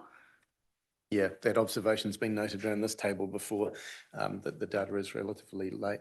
Hey, can I just ask staff, the Waikato Regional Council Technical Report 2, when are we expecting that? Is that imminent? Thank you, Chair. It is imminent. So staff, regional council staff obviously want to share it with their elected members first, but within the next month or 2, we expect that will be available. Yeah. Okay, thank you. Right, I'm going to cast us open to elected members then. Again, we're just receiving this, but it's an entirely appropriate time to share your thoughts on public transport. Even though we're not directly doing it as such now, it doesn't mean that our thoughts can't be recorded in Cambridge Connections. So, Dean, you're first off the block.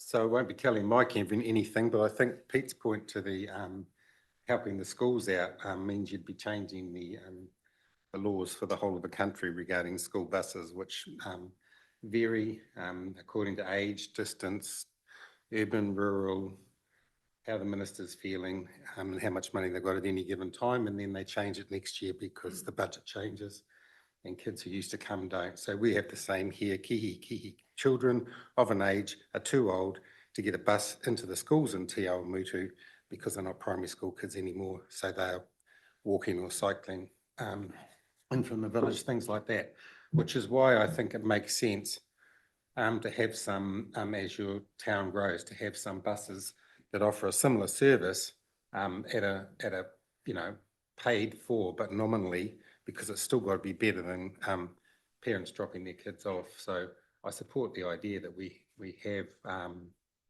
a public bus service that grows in both of our towns as our towns grow. Because we are getting used to them. You know, it's funny, we go to cities and we start using public transport. We come home, we jump in our car. So, but we are getting used to them. People are using our buses to Hamilton, as the numbers are showing from both the towns. And I think we should keep on encouraging that. It seems to be the most logical way to me to solve quite a big problem with one vehicle. Thanks, Dean. Mike? Yeah, I'll just comment on the bus thing too, picking up from Dean. So a child from year 0 to 8, if they live 3.2 Ks or further than that, they're entitled to a bus if there is one, or a conveyance allowance. For kids year 9 to plus, it's 4.8 Ks. That's not crow flies, it's road. So that's just a factual thing about changing the whole system. My issue with the buses is there's not so much that. My issue with the size of some of our buses and the cost of these buses and looking forward for the next 30 years is the families that take their particularly high school kids to Hamilton or out of district that effectively create these peak and trough times, Peter, to your point. And I'll still maintain that the size of some of our buses are because of school kids leaving town, not because of every other route that happens during the day where these things are not at capacity. So going forward, I think it is a conversation with the ministry of why should the ratepayer have to subsidise families who send their kids out of town. Okay, Roger, you had a question actually from the last section, didn't you, hanging over? All yours. Thanks. Yes, as you know, I'm a big supporter of PT, and I have input into the PT subcommittee in Hamilton. And just before I go on to a question about the technical reports, can I just put a point of clarification in terms of the school bus service? Having talked to a couple of the previous users of that provided bus service, what occurred, my understanding, is that a couple of the routes were combined, and hence the early pickups on that combined route was something like an hour and a half journey to get into school, and hence that was not seen as being acceptable. So I think making it an acceptable type of journey may be another kind of discussion that we can have with the Education Department / Cambridge Travel Lines, because I think that's a bit of the challenge as well. Now then, technical reports 1 and 2. Technical report 1 gives us a range of options. You said technical report 2 was going to, the regional council have actually said that they're going to share it with their elected representatives before releasing it to us. I would have thought that actually discussing it with us and the CRG and the community board and our officers to talk about which option best fits in with our Cambridge Connections future strategy would actually be the place to go, not putting it to regional council and then giving us a fait accompli to say that's what's being done. And then, of course, in terms of our impact on our future PT, we're in the hands of the government, because this all is dependent upon government funding going to regional council to enable extensions of public transport. And currently, that's not looking that favourable in terms of their priorities. So, but I do think that if we've got the business plan ready, then when funding becomes available, then we're ready to go. But I'd really be interested in your thoughts. And I know, Brian, you're in discussions with regional council, but are the community reference group is the chamber, is the elected member. And I don't think we are in that conversation.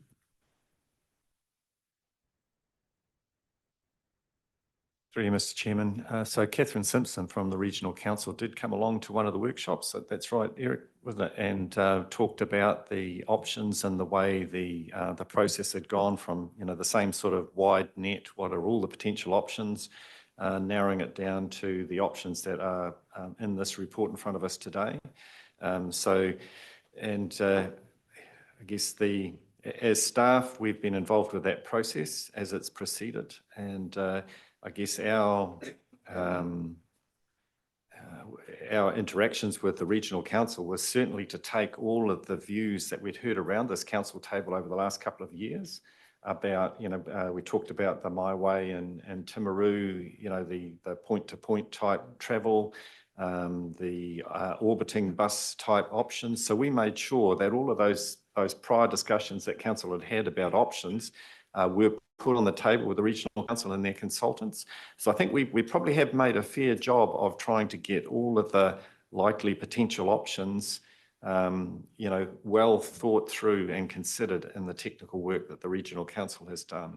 And then Catherine Simpson did come to one of the workshops to talk about that process and about the options. So I guess that crossover of governance between Waipa District Council and the Regional Council is always going to be something we're going to have to work through.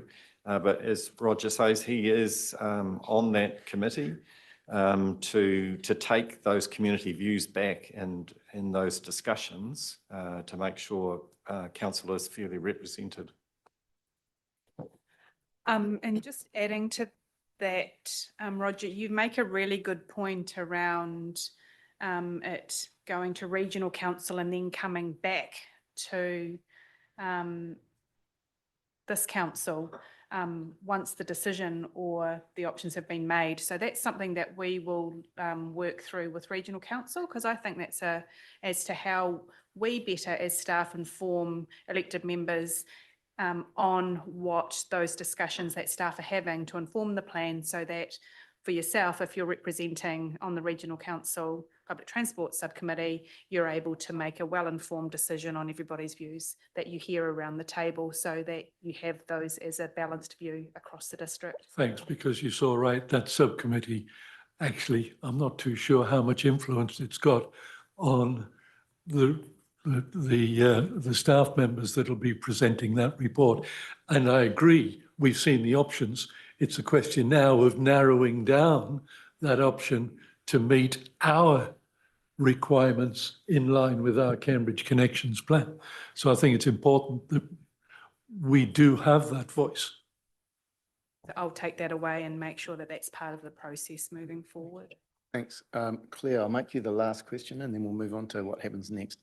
I just want to generally support the fact that public transport's being considered and, you know, given the appropriate weight and importance, because it is an important part of managing the transport network long term. I'm actually really pleased with the stage 1 and stage 2 reports being done. Obviously, it'd be nice to, you know, understand the detail, but I like the options that were in the stage 1, and now looking forward to seeing that more detailed working, because it's not just about what the community wants, it's also about what's going to be affordable and practical too, because it's going to take into account those things as well. Yeah, and I am hoping that this table will have some influence on you know, what's finalised in the end. Yeah, I'm sure it's not going to just be a unilateral decision that the Regional Council makes. I'm expecting us to have some kind of input. Yeah. Okay, thanks, Claire. Right, I'd like to now move us on to the final thing we're considering, which is approving the approach for stage 3. Because this is very important, what happens from now until October. It's a really critical stage. Are we on public transport or that, Claire? I was expecting us to have a little bit of a discussion on drivers for change, because there seemed to be a gap there that I just wanted to explore. That's all. That's the next thing in our items after the public transport. Yeah, okay. I deliberately skipped it because it wasn't in the resolutions, but let's do it. Oh, yeah. We can do a few minutes on this. It is there, it's in the report. It's, that's the reason I'd skipped it, but yeah, fire ahead. Yes, What would you that's like on to page say? 109 of our pack. So what I wanted to raise is that one of the workshops I highlighted that with the operation of the Ruakura inland port, it is forecast that a lot of heavy traffic is going to be diverted from Cambridge arterial routes to probably State Highway 3. Yeah, and I just wanted to check, is that going to be taken into account when you do the more detailed modelling of the travel patterns? So I'll start. Claire, totally acknowledge that was part of a discussion point at a previous workshop that you raised, and you did send some information through to Katie that you had pulled together. So Katie's taking that into consideration, but and that will be part of the modelling processes, but Brian will add to that too. Yes, thank you, Mr. Chairman. So there's obviously our Cambridge Connections piece of work going on. There is the Hamilton to Tauranga strategic study going on, which also considers freight and how freight travels to the port. We're obviously looking at data sources around freight in terms of what we can get from the likes of E-roads, you know, the types of trucks and where they travel. So we're looking to get more information to help us in that next technical section. And we're also mindful of the Ruakura Inland Port is sort of set up to handle container type traffic, and then differentiating how much of the freight that goes through on State Highway 3 and say the Timu to Cambridge Road is container freight, and how much is it sort of bulk fertiliser and fuel and aggregates and things which won't go to Ruakura. Really happy about that, thanks. Okay, thanks for pulling me up on that, Claire. Right, now I'll move us on to next actions. This is on page 113. Again, reiterate, this is very important, how we go from now till October, anticipating the resolutions we're likely to pass shortly. That'll be sending the team away to carry on working.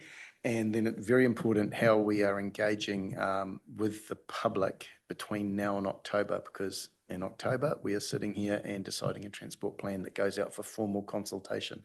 So we, between now and then, are really refining this down. So EL, do you want to say anything about this, or?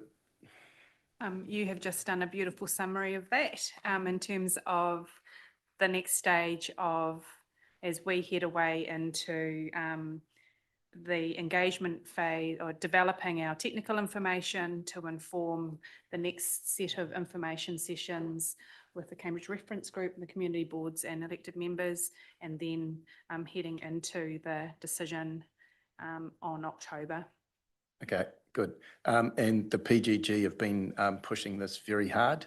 So have the CRG and so have the community board. We are all aligned on this, and I'll refer you to page 113 of Diligent, where between August and September, Council will engage with the wider community on the findings of the technical work completed to date, seeking feedback on emerging ideas and understanding whether there are additional matters the community believes should be considered. This will include presentations and face-to-face opportunities for residents to speak directly with staff, elected members and community reference group representatives. So that paragraph basically is where we've landed on how we're going to engage between now and October.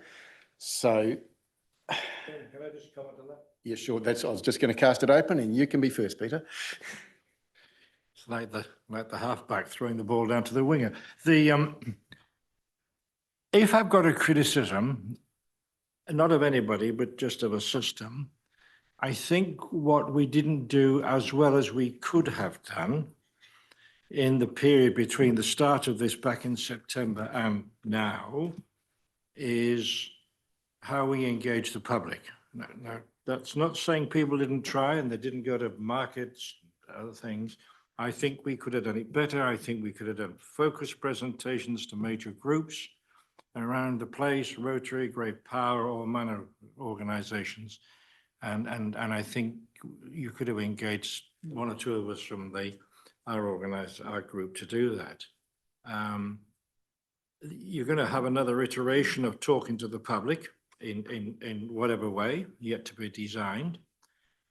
where the timing, I think, was post-August from memory, without looking into here somewhere, that perhaps we could start talking to the public a little earlier because they are asking questions. Now, I know all of it's bridge oriented and that is not what we're all here to do alone, right? There's heaps of other stuff. I think we should go out there in a proactive way to engage the public with people who are knowledgeable about the process so far and what the next steps will be.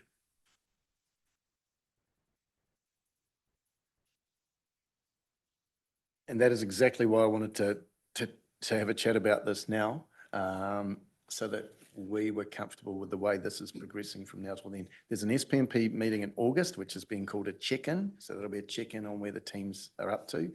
And then it's after that we were talking about the sort of the engagement part between then and the October meeting, as we're coming down into this. So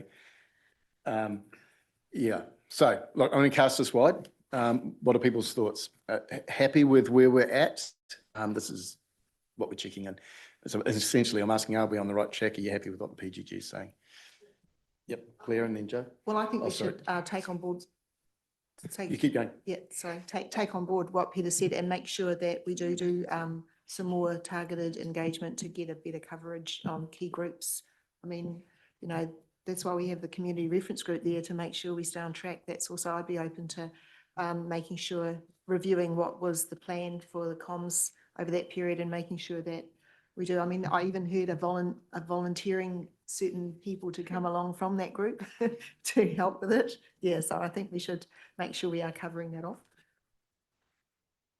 Steph, do you want to comment on this? Yeah, thank you. Thanks, team. And I just want to compliment you on what's been a really great conversation today, Monty, for chairing, but really great to hear from the reference group and the community board, Charlotte, and to see this being presented in such a coordinated, helpful way.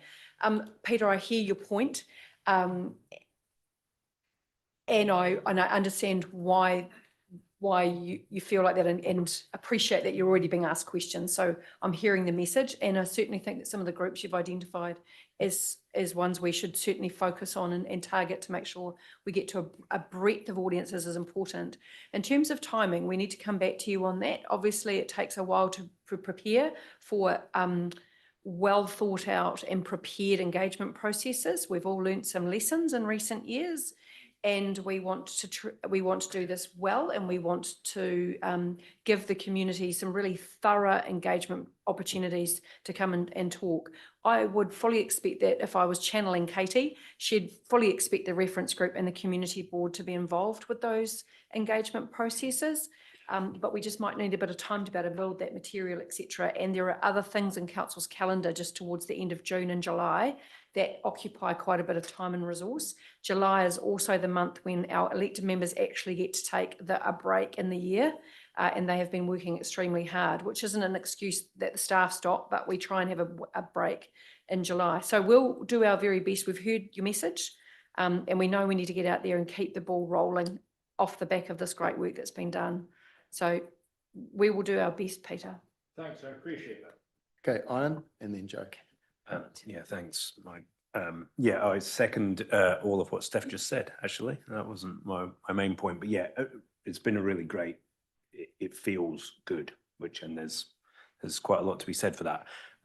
In terms of next steps though, and I apologize if I've missed this in PCG's, money. I don't see funding in that appendix 19. When we talk about stage 3, there's all sorts of good things, but I don't see a financial or funding work stream. And I think we are well past the stage, we are out now at the stage where that has to be considered quite fully, because there's no point in us investigating, extensive options that are just never going to be possible from a funding and financing point of view.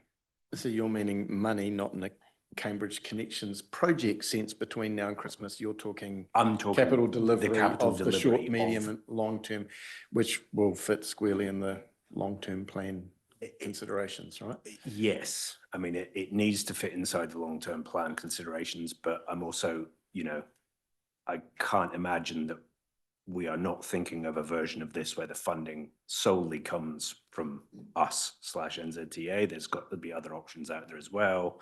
There's road tolling, there's all of that good stuff.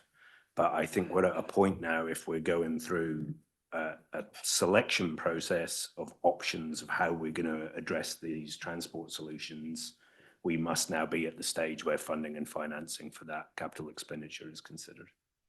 Over to you, Ian.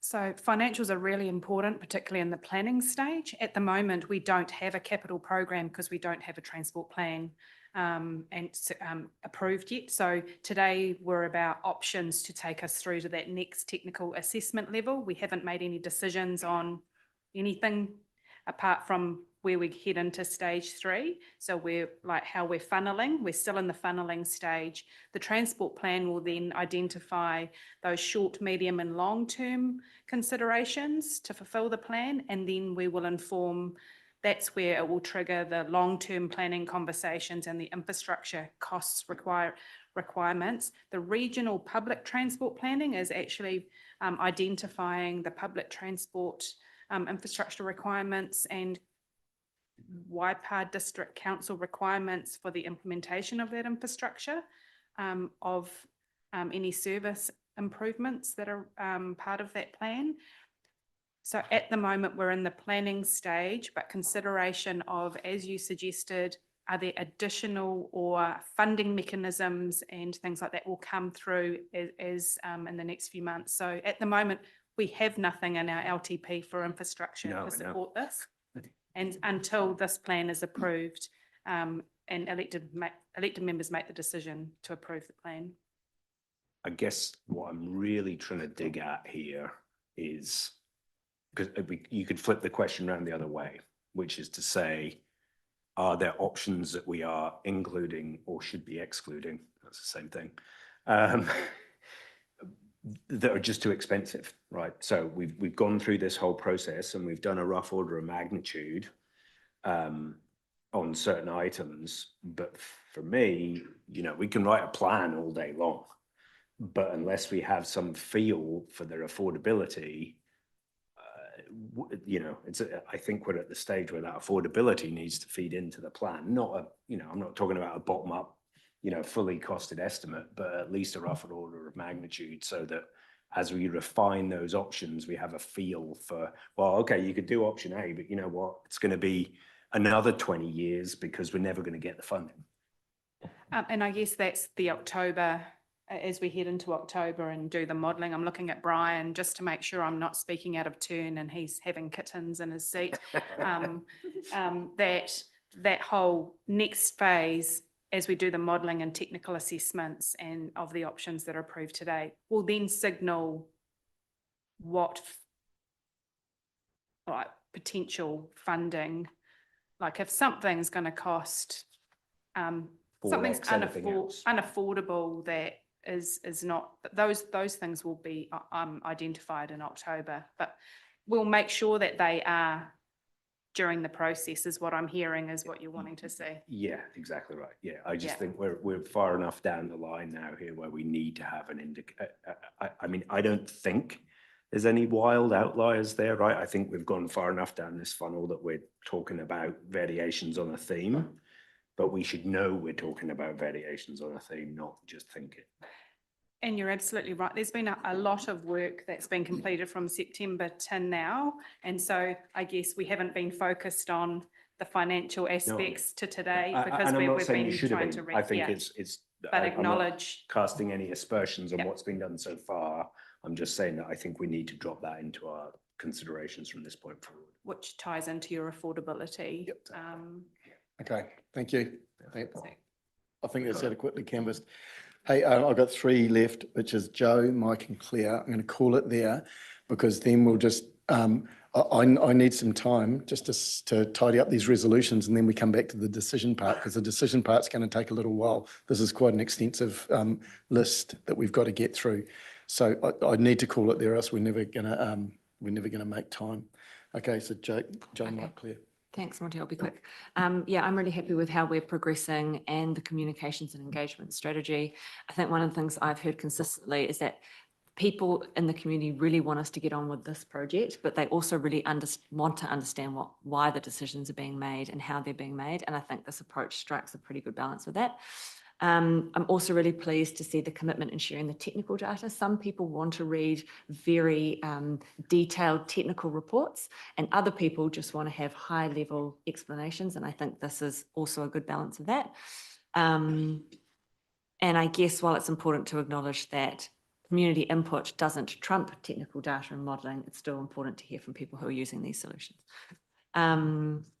One note I saw that there was an engagement session with students from Cambridge High School. Could I just suggest that a group of students from St Peter's School also be invited to that? Obviously, because there's a lot of those students that also ride to their school and use the same networks. So I know time is of an essence, but perhaps a group of prefects or something could be invited to that session as well. Otherwise, very happy with our progress. Okay, thanks. I'm going to give the last word to Mike then. Just reiterating that the technical and the overarching summary is perfect for community to actually dig in, delve in, surface stuff or dig down deep. So I think I'm really happy with the job you've actually done there. Picking up on Iron's point, I mean, this is funded through to December the whatever, 815,000 or whatever it was we threw on the budget for this. That's where the funding stops. Marrying this up with the LTP, cannot emphasize the importance of this, and that it is not going, it cannot be lost, because there is going to be some tough decisions of next steps, and there's going to be financial implications. So yeah, there's no calm seas ahead, folks. It's some put your big girls and boys pants on, because we've got some big decisions to make. Thanks, Mike. Right, I'm going to adjourn for 5 minutes. Do you want to say something, Elle? Can I just add to the engagement? And I know it seems from now until August, it feels like it's going to be radio silence. That's not the intent. So that information will be shared as and I know I'm channeling inner Katie now, and I know that this is what she would want. And just to clarify that it's not going to be a vacuum of silence as the teams head into the technical stage. The information will be shared as it becomes available, because that's really important, and we've heard that, and I know Katie will know that that's important to be done. Great, good to hear. So this is going to be a 5-minute adjournment while I work with Diana just to tidy up these resolutions. This is not lunch, people. So when I call you back, please come, because then we have to work through this, the decisions, which will take us a little while potentially.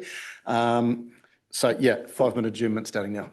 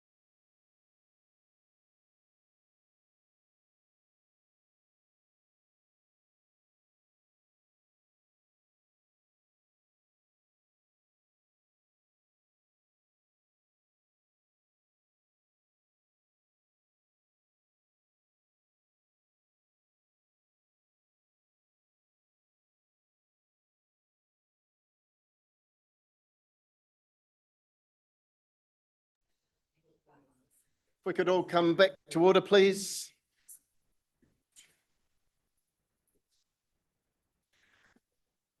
Right, everyone's here. Thank you for that really excellent session. And I note that the Community Reference Group and Cambridge Community Board have now left the table. We just have EL present. What we have done is amended the recommendations, which we may or may not be about to turn into resolutions, to reflect the feeling that we were getting of the meeting, okay? I don't think there's anything especially controversial in here, but we will go through them. That is awfully difficult to see. How are we going to handle this? Oh, yes. Okay. We'll work through this from beginning to end. And of course, the first one I've just been reminded is bridge networks. So I need to ask those of you conflicted to please remove yourselves again for bridge networks. And we will just do that. They should receive the report first. Oh, Okay. A. They need to be here for A and then go. Sorry, guys. Sorry, I've made a mistake. Pip, Ian, come back. We need you back. I made a mistake. Just let me know if you sell my house. No, Roger, back. I had failed to realise that A was received the report. Yeah. We're on page 100 of diligent.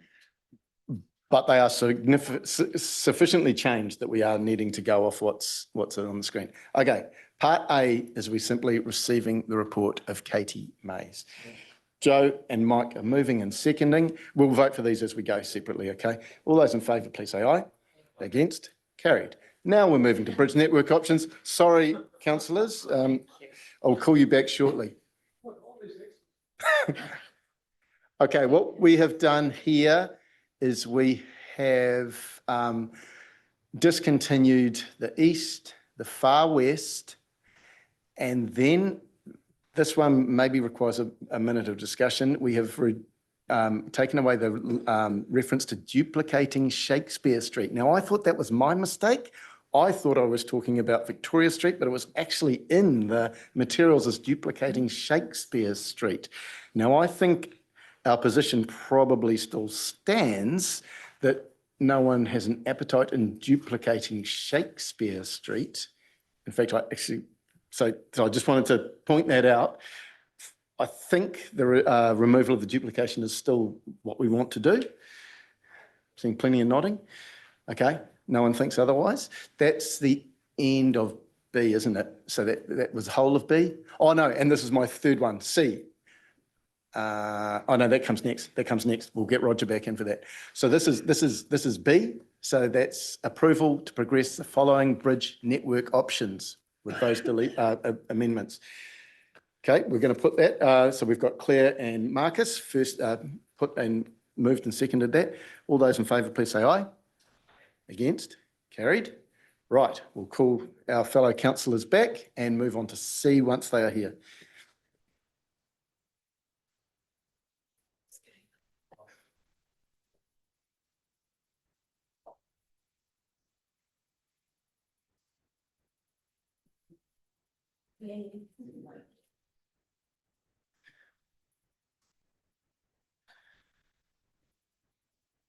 Okay, thank you, councillors. We're up to C, which is a request probably stating the obvious, but I think it's worth saying that we request that staff continue to investigate and assess a range of non-bridge network optimisation options which have the potential to address the issues identified in the problem statements in the short and medium term.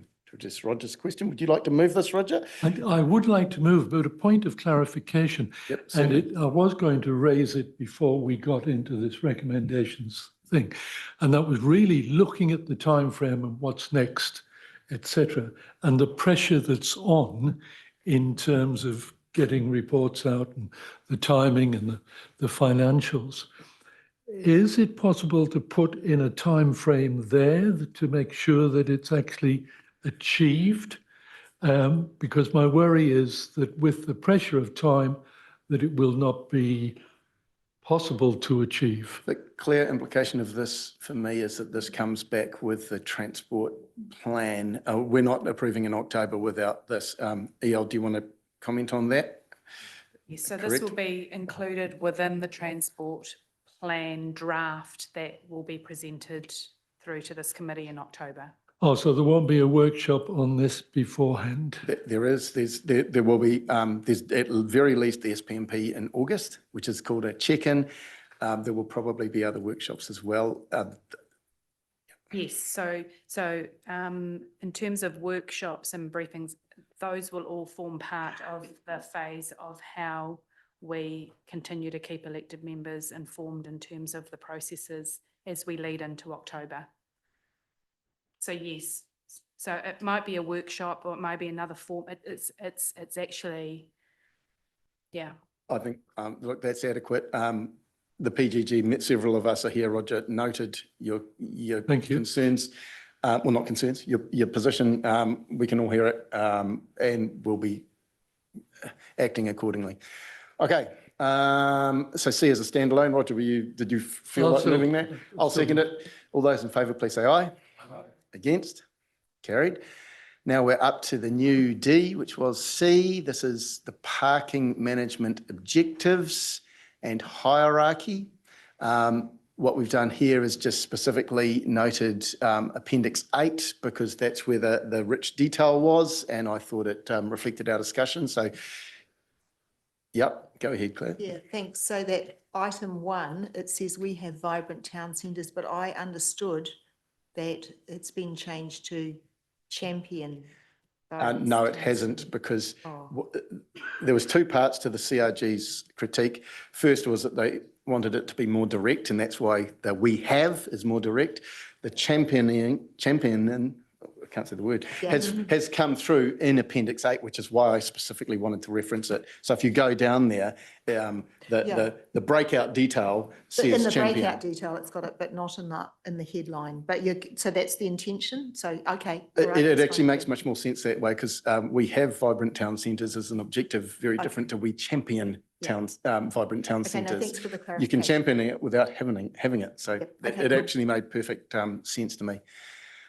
Okay, and then we'll deal with E at the same time because it's parking. This was the point about we've come to direct staff not to exclude the provision of parking buildings as a possible option for Cambridge in the long term. Okay, essentially we don't want it dropping off the radar. Okay, that was the feeling I got from the room. No one's paying for it tomorrow, but we're thinking about it.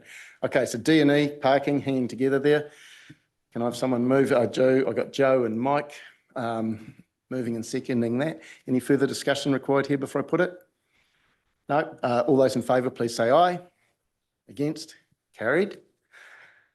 Micro-mobility, cycling and walking. We've put in this proviso, subject to having regard to the lessons learnt on the implementation of previous urban mobility projects. Okay? We don't want to forget the lessons learnt. Can I have a mover and a seconder there? I've got Joe and Claire. Any discussion required there? We've met the satisfaction of the room? A lot of nodding, so I'll put the motion. Sorry, Liz, you wanted to query? Yeah, I'm just wondering, should we put safer routes for school as the first instead of having a second on the list? Oh. They're not prioritised, are they? Others, do we want to change the order? Do people have a position, or are they happy for them to sit as they are? Good call out. I think we leave them. Their priorities. Yeah. It's the initial priorities, not in priority order as such. Yeah. Okay. So I've had a mover and a seconder. I've had a comment and discussion. I'll put it. All those in favour, please say aye. Against? Carried. The PT one, nothing there, just simply receiving the report. I'll move that. Someone second, please. Ian, any further discussion required there? It's very straightforward, receiving. All those in favour, please say aye. Against? Carried. And then approach to stage 3. This just specifically picked up the paragraph I read out, basically, of our commitment to how we're going to engage. So highlighting our determination that is complied with. Okay, I'll move that again. And Marcus is going to second that. Any further discussion required there? Ian, Only one, which was just around the funding piece.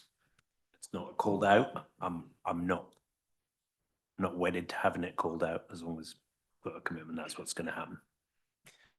I got the feeling from the room that EL's answer was good, that comes from now. It wasn't required now, but it will be as we go forward. So that was my feeling for the room. Anyone have a violent disagreement with that?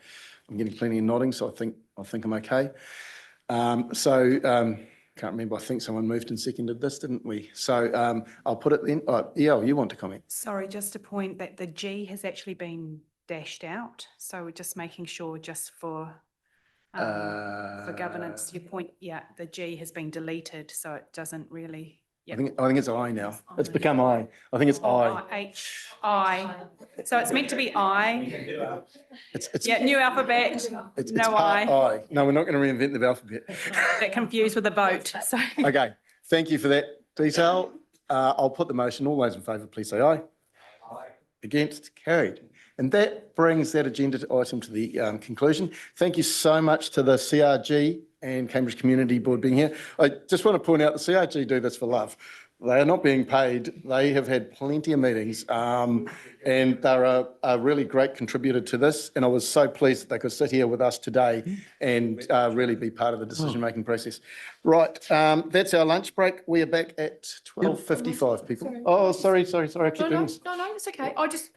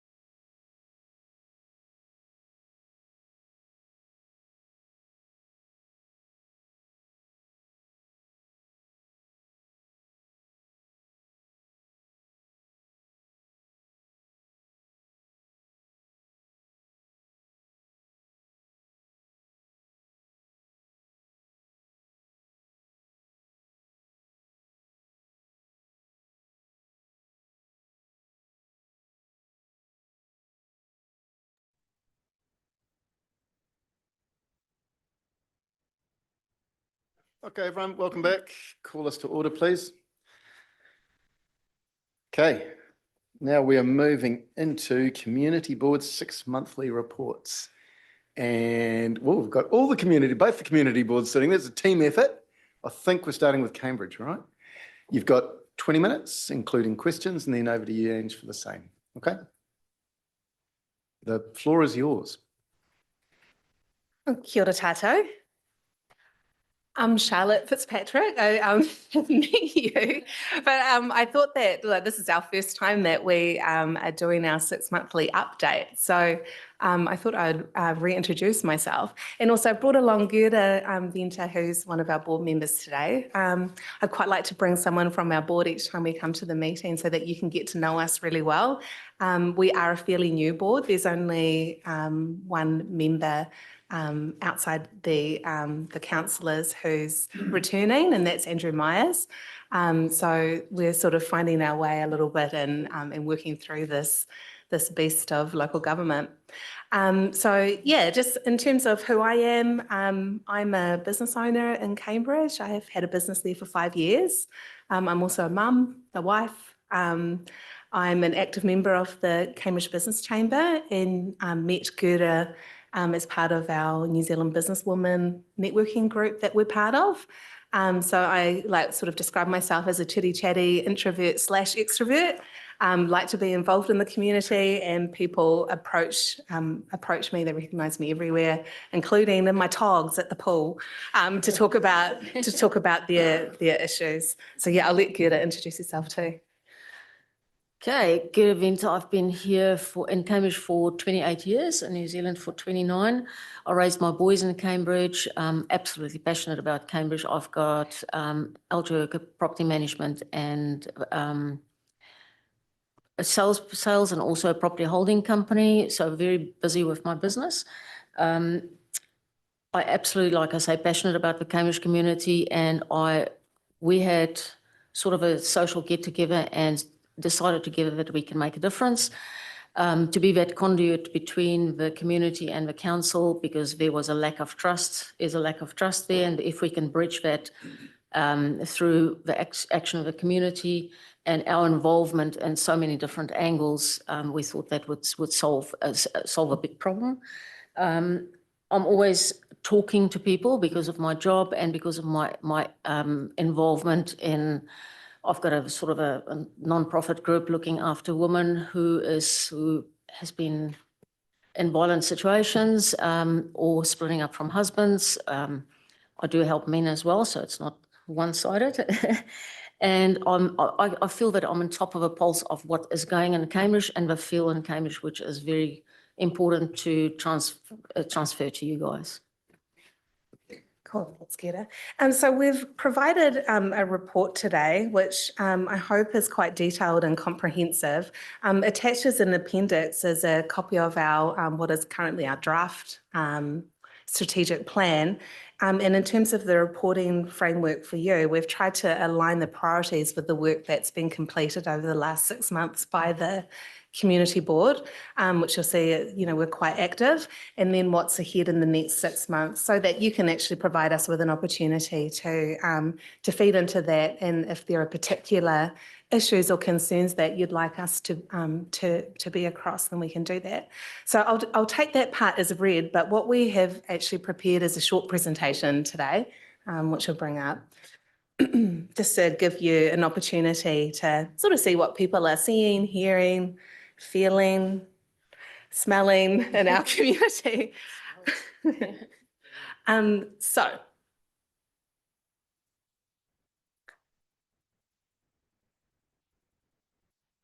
sorry about that.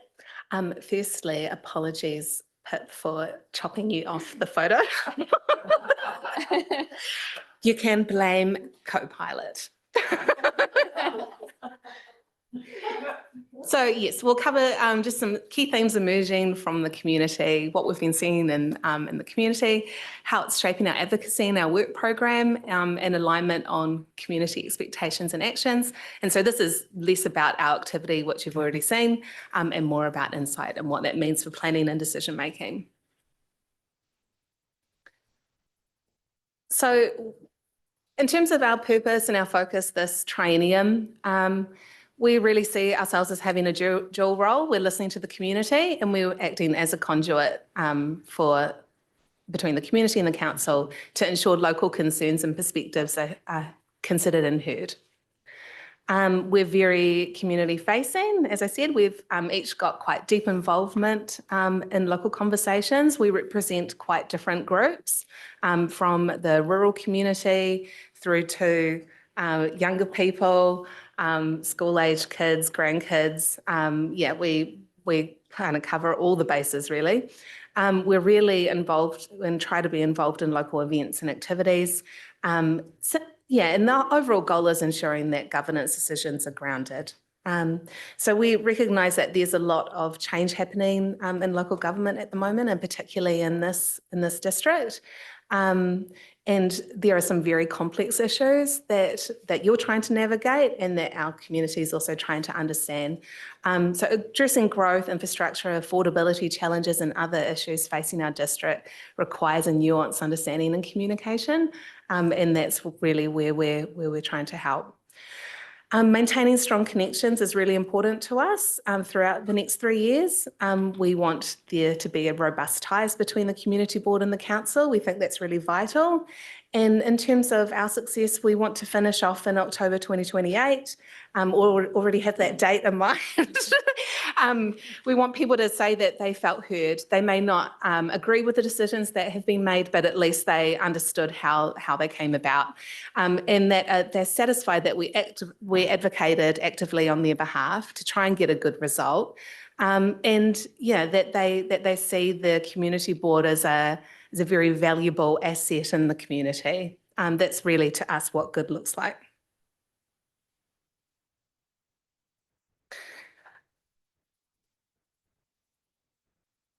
Right, so, there's a considerable amount of pride in our towns and villages, which is what we're already seeing over the last 6 months.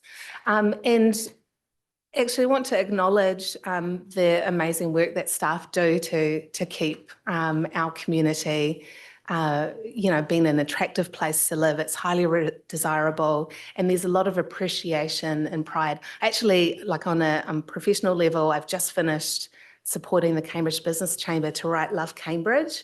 And it's been actually such an uplifting project to be part of, to hear, again, the amazing stories that people have about living and doing business in Cambridge, and what they love most about it, and they always come up with the same themes. It's the people, it's the vibrancy, it's the aesthetic appeal. There's a huge amount of pride, and we definitely want to retain that. But the community at the same time has made the expectations to us quite clear. They are actively engaging and participating. There are lots of issues that are on the council table that they're interested in. So I don't know, you've probably seen that in the increased levels of participation in the consultation and engagement processes. But Cambridge Connections, the private plan change 37, Karapiro, they're just really good examples of how people really want to be involved in those. At the same time, there's a lot of scrutiny, like not certainty, scrutiny around council decisions. So, we have quite an educated and informed community, and, they want to see, like a large portion of them want to see how decisions have been made, how costs have become what they have. And so, trying to get as much information as possible to understand how you have come to a particular point. So what the community is doing, they're doing their own homework. There's some really clever people out there who can teach us a few things, and therefore they expect clear communication and good decisions and well thought out decisions with practical measures and affordable measures. So there are more questions being asked from council and what's going on around council, and the communication hasn't always been cleared, or they've been brushed off with, we'll get back to that. And that is the feeling out there. I'm not saying that is it, bit of a feeling out there. But also want follow through with decisions. Once they understand decisions, want a quick follow through with that. So time frame and outcomes are very important in the community.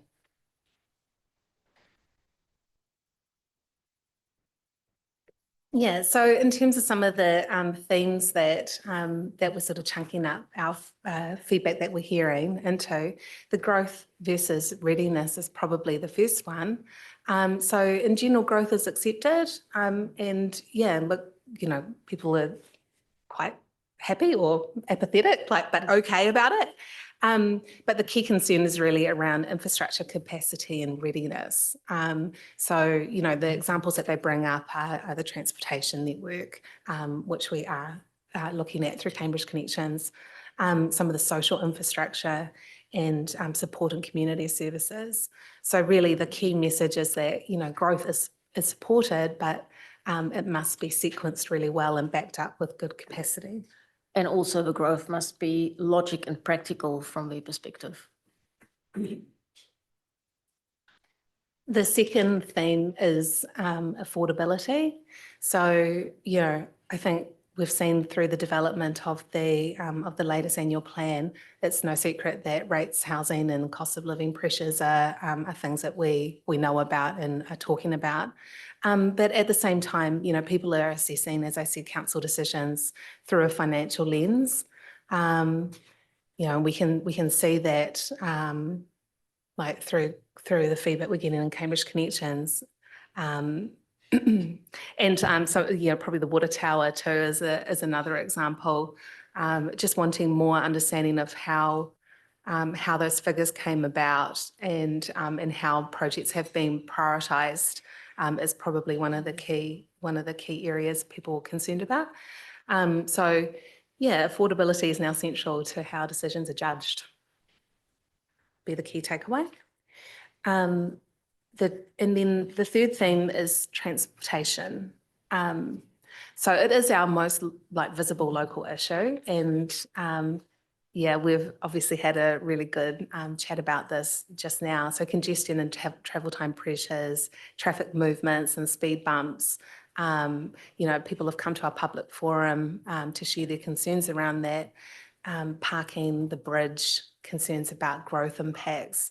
Transport is where growth, livability and business impacts meet. So yeah, it is one of the key things that that's captured in our strategic plan over the next 3 years.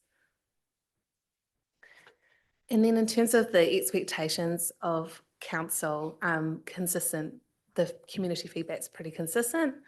So clear communication, good coordination of service provision and project prioritisation, more transparency. I don't think any of these things will be you know, new to you.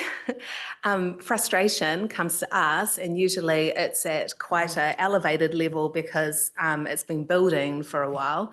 Comes when information's unclear. Issues have been, you know, span multiple agencies. There's silence, there's no feedback, there's and then no follow through at the end, or the loop hasn't been closed.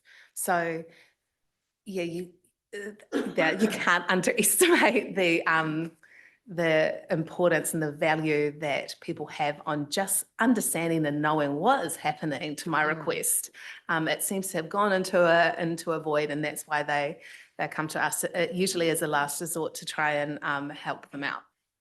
So by the time it comes to us, it's huge emotions, and we have to try and get the emotion out of the way and get back to the facts, which is often very difficult. Another frustration is that whatever decisions are made or on the table is a very long time frame with multiple agencies. 10 reports going through, it's a lot of time, a lot of organisations. So to a certain extent, we understand it. The public out there, most of them have business, or a lot of them has businesses. This is the problem, there's the solution. Let's get to it as quickly as possible. So more communication and accountability and transparency around that will work. Yeah, as I said at the start, there's a huge amount of pride, strong connection and local identity in our community, and we're we're seeing that in the events that we have been organising, Anzac Day, Armistice Day. We have a really passionate group of people working with us in the Sister City relationships. And there are other community activities we have in our pipeline, which people want to be involved in. You know, even things like recognition of people who have done a really good job in Cambridge, people coming to us with ideas around that and really want to keep the community uplifted and positive and continue for it to be a great place to live and work. Again, I just want to, you know, acknowledge that when we are out in the community, people say really lovely things about the hard work that the team is doing. You know, that staff are doing, and recognise that it is a challenging time in local government. But you know, there's a lot of appreciation, and we want to help continue our community, Cambridge, to be a great place. I think the message we get there is everyone really wants the same thing because everyone is quite passionate about Cambridge. We all love our town. We all love a district. It's just the way we get there can be done better. That's the theme we get out of that as well. Yeah, so to summarise, we, you know, are really keen to continue our active participation in Cambridge Connections and these long-term plan workshops as much as we can. We will be here and participate because we really see the value in bringing that community voice to the table. We're also doing our best to promote our public forum, invite people along to our meetings, and we want to try and create a welcoming space for people to contribute to, you know, the future of our district. Look, we're contributing each month to a newspaper column in the Cambridge News. We've started up a Facebook page to try and use that as another way to ensure community voices are heard. So, yeah, and we're also like working with some of the other elected members to come along to some of the weekend markets and that sort of thing. So we want to be seen, we want to be visible. We're really focused on outcomes and impact. We do care. We want to represent everyone and get the best you know, outcomes we can for our communities. That's really why we all stood.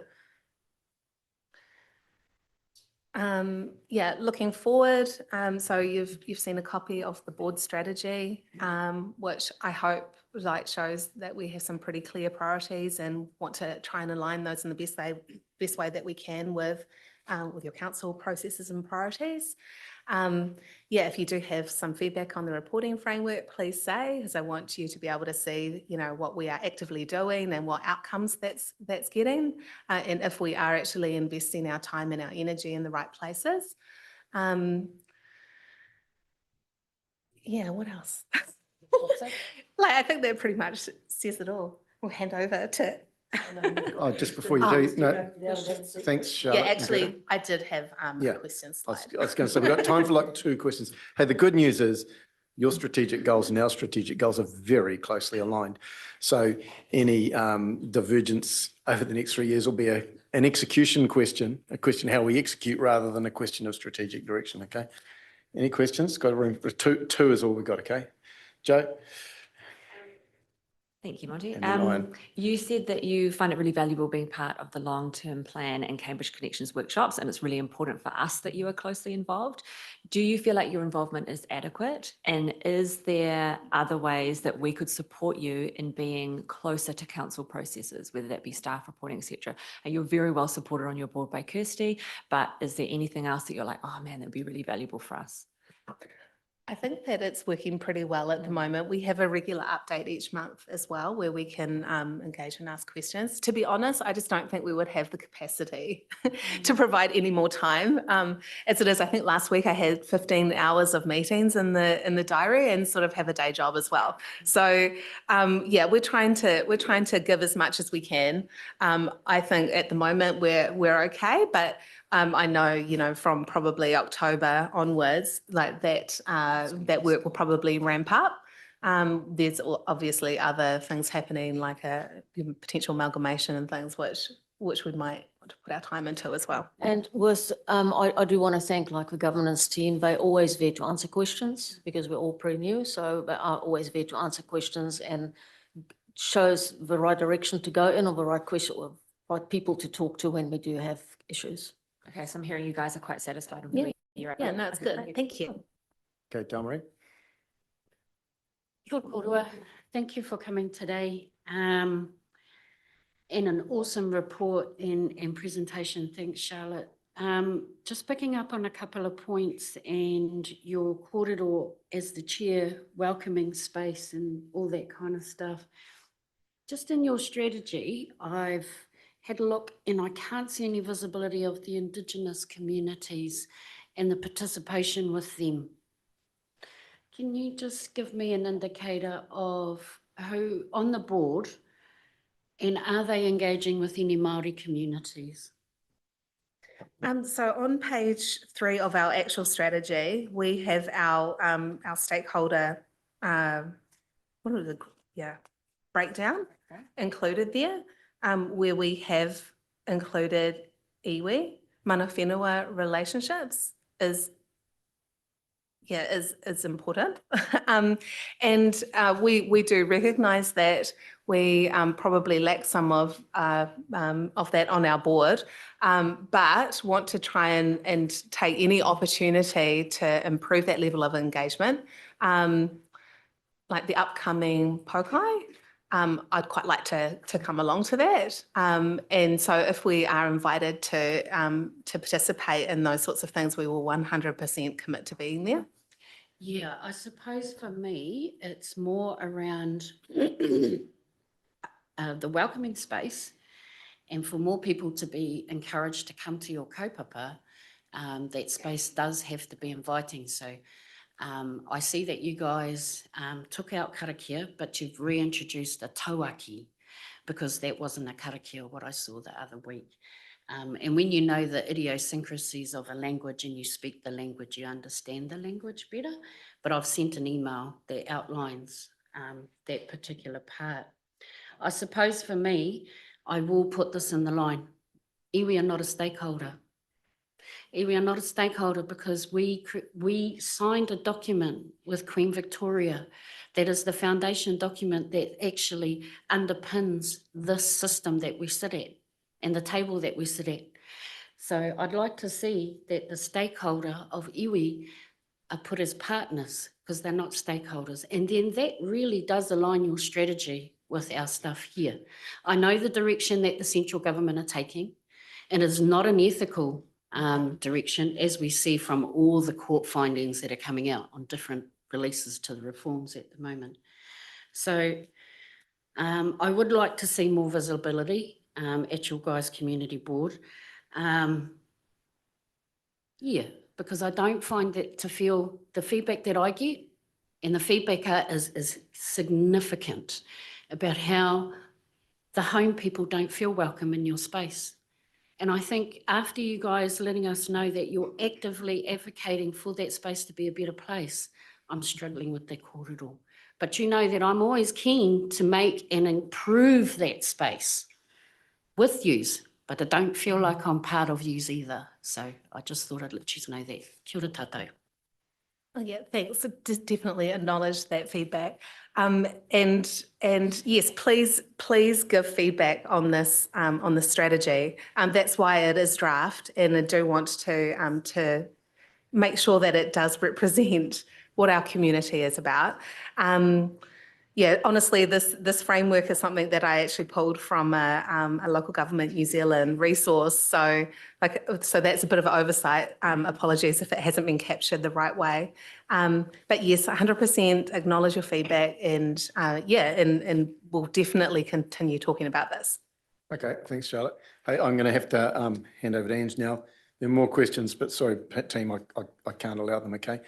This is regular 6 monthly, and you can always come along to a community board meeting anytime you like. Okay, Ange. Yeah, you're all welcome to come to a community board meeting anytime you like. Just don't rely on the technology. We got chopped off the other night.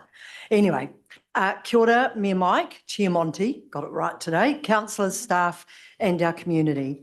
I haven't done a beautiful presentation like Charlotte. Instead, I was looking after my well-being over the weekend and relaxing in a lovely spa in Rotorua. So I'm sorry about the verbal presentation and not a nice visual one.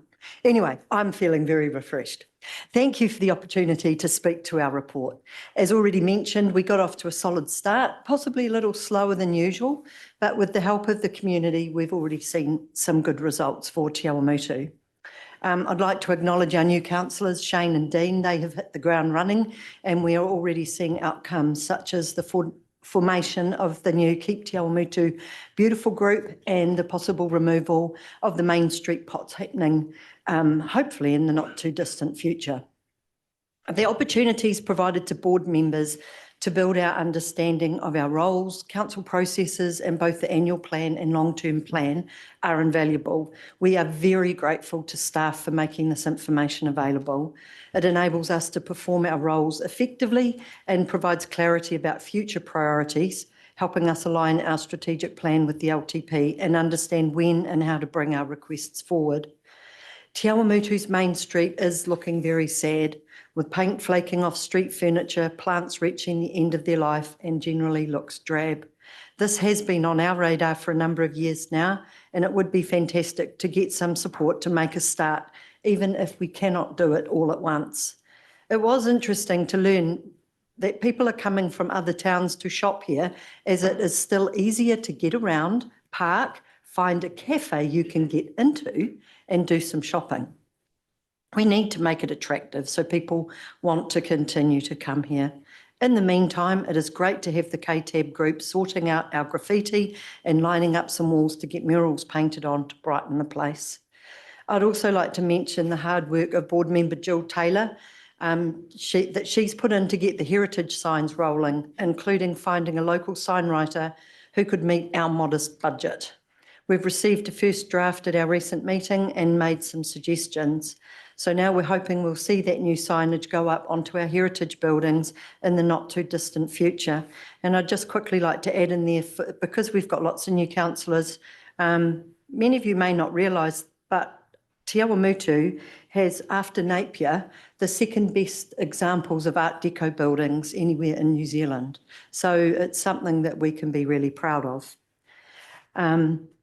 So ideally, we would like to get all the old signs reinstated, but at least the buildings are a good start. And as a spin-off, Kiki residents and ratepayers are checking these too and are keen to get the gaps filled there as well, with a handful of their signs needing a little upgrade. So as a community board, we're fully aware of the current financial constraints, and as a board, we're committed to keeping rates as low as possible, particularly in the current environment of inflationary pressures, cost of living challenges, and ongoing uncertainty. Thank you, Mr. Trump. At the same time, we want our towns to remain great places to live, and to support this, we are willing to work alongside community groups to help achieve some of our goals, which also has the added benefit of building strong community buy-in. I would finally like to acknowledge the improved relationship between board and staff. The environment we started in this term is a pleasure, and even when outcomes don't fully align with our expectations, we feel that our perspectives are heard, understood, and taken seriously.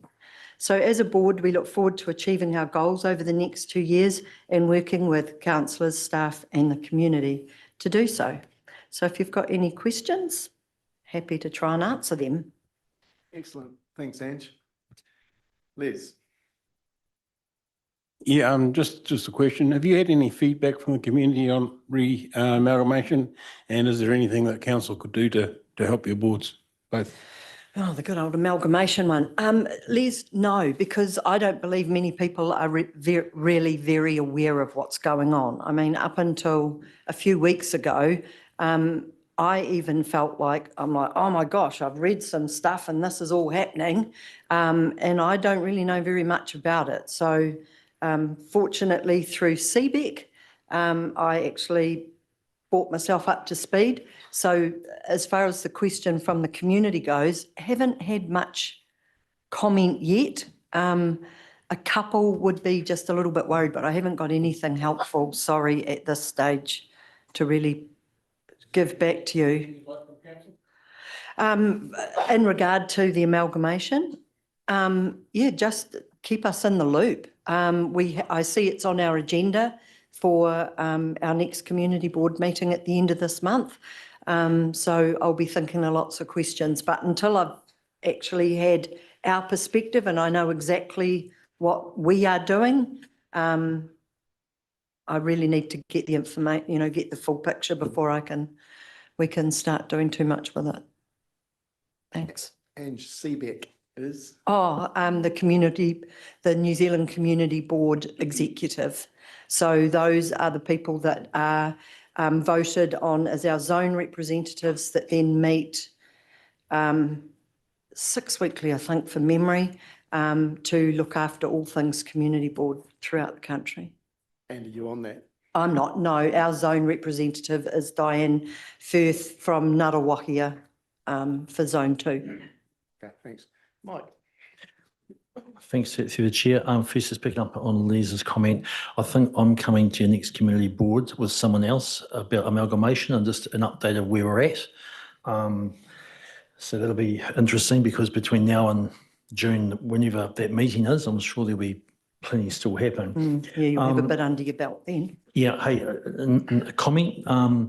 Thank you for your support of the seniors group and for their senior expo that's taking place on October the 1st. They're really excited about that and they're really happy that you're supporting that initiative. And Te Aomuro, the groups here, they're going really well with that. So really looking forward to that on October the 1st. CBD upgrade you mentioned. And hey, I think we're really happy to work with you because it's a personal priority of many of us. Yeah, so you'd be looking at putting a submission in as a community board to support something under the LTP? Yep, definitely. And ideally to be able to have something coming when we look at what projects are going into the LTP so that we can actually have it in that document to be able to confirm the support from the community board community as well. Yep. And look, just picking up on Chair Monty's point of the alignment seems really good, and that's another area of alignment going into an LTP. It's just going to help build that strength and build that, I guess, well, not story, but argument for why this is an important thing when it comes to the next LTP. Thank you, Ange. No, thanks, Mike. And I did just want to mention that, like Charlotte, you would have noticed that our strategic plan is still a draft 2, and Kirsty and her team have very kindly offered to help us just modify it a little bit and finish it off to actually make sure that we are fully aligned and in sync with what's going on here at council to help us get some of those things across the line. So pretty excited about that and really appreciate the time. Thank you. That's great. And yeah, anything you want to advocate for in the LTP, get in sooner rather than later in terms of your advocacy position. We really want to run a transparent process with acknowledgement of trade-offs and affordability, et cetera, So be in part of that conversation with what you want to achieve. Okay, any other questions here? And look, we're 5 minutes ahead, so anyone who wanted to ask Cambridge Community Board a question, we could put that in now as well. Okay, so yep. So Pip, and then anyone else to either of the boards, please. You comment about sort of the main street and flaky paint, etc. And I know I've heard this from my fellow councillor. It's a sort of a mixed bag, isn't it? Between sort of, is it the local business people who don't feel enough resources to start doing it, or how much do you want the local community or the local business people to sort of improve the main street, and how much is the requirement, or would you like Waipa District Council to do? Because of the fact that as a community board, we are highly aware, as are Cambridge, of the external factors that our community face. For us to sit here and say, we want council to pay for the whole lot is unrealistic. And I think as a community board means we're not hearing our community. They don't want their rates to go up to be able to afford a flash, snazzy all paid for by council. So we're willing to work with people, find community groups, find people that are prepared to pitch in if that's what we need to do, but we also need to be allowed to do it. And this, in my experience over past years, has been one of our hurdles, I suppose, in some areas where we've had people willing to do the do, but unfortunately, whether it's generally health and safety related type things, it's stymied that opportunity to actually let communities step back in and do very much. So in our current position, ideally, we see it as a mixture of some council, some community, hopefully some retailers or building owners, that it could be a collaborative approach. I know that might make it a bit trickier and a bit longer, but if that's what we need to do, then that's what we need to do. Health and safety, I mean, just examples of where you've wanted to do something, but you can't because of a bit of red tape? Health and safety. There's just been lots of different things, people working in the park, people offering to do gardens.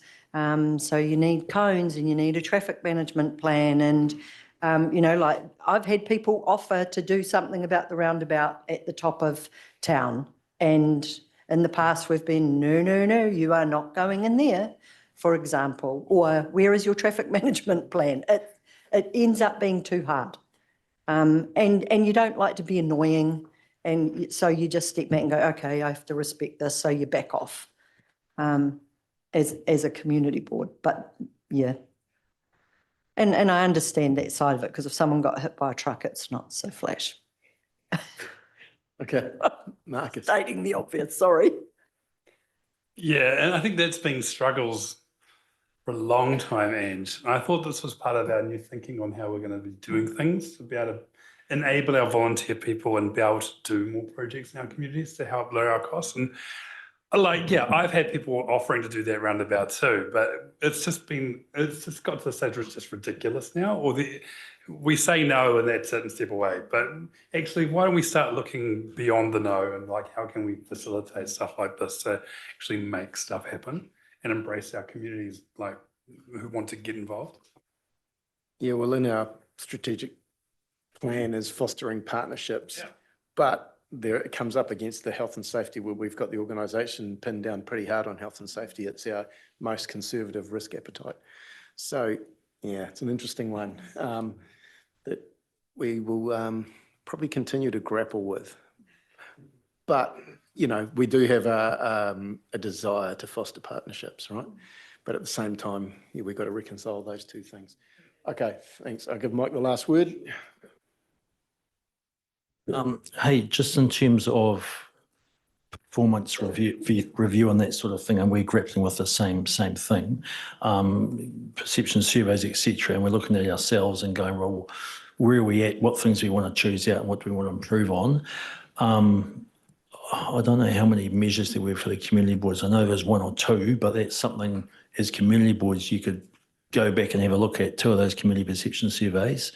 And if there's a few in there, you might want to dig out 1 or 2, just like we're about to do, and because a lot of them would fit into your strategic plan effectively. Okay, I'm getting generous because it's late in the day. We'll go Shane and then Claire and then that's it, okay? I just really want to acknowledge the great work that Charlotte and Ange that you do, and the responsibility that you have and the time you put into it. It's much appreciated. I think the community board have got a very, very important role in the community. And I love it when you come here and remind us about what is the ratepayer thinking and what are the important things, because sometimes we may not be focusing on them. And, you talk about aligning strategies. I don't care about aligning strategies. I want you to say what our strategy should be because of what you hear the community say, and then we should be taking that into consideration and then adopting our strategy because that's what the ratepayer wants. So I think you've got a really important role, and I really appreciate you coming here. I look forward to 6 months' time hearing it again. Thank you. Yeah, thanks. I think me and Mike picked up about the resident perception surveys and what is important for both of you, your boards. Thank you. And I just wanted to explore the partnerships thing with Ange, because with the desire to redo the main street and things like that, I wasn't informed that there was a proposal a long time ago about involving the wānanga with some artworks or sculptures or something. Like, have you got a relationship with the wānanga at the moment? Not currently, Claire. In the last term, so in regard to iwi hapu relationships, from our perspective, if we've had something that's direct, we've got involved, right? So, for example, I had some little conversations around kaipaka pā. No, I know. That's Ngāti Apakura. So it was just a very specific little, is that what you're saying? No, wānanga. Okay, hang on. Let me just finish and it'll make sense. And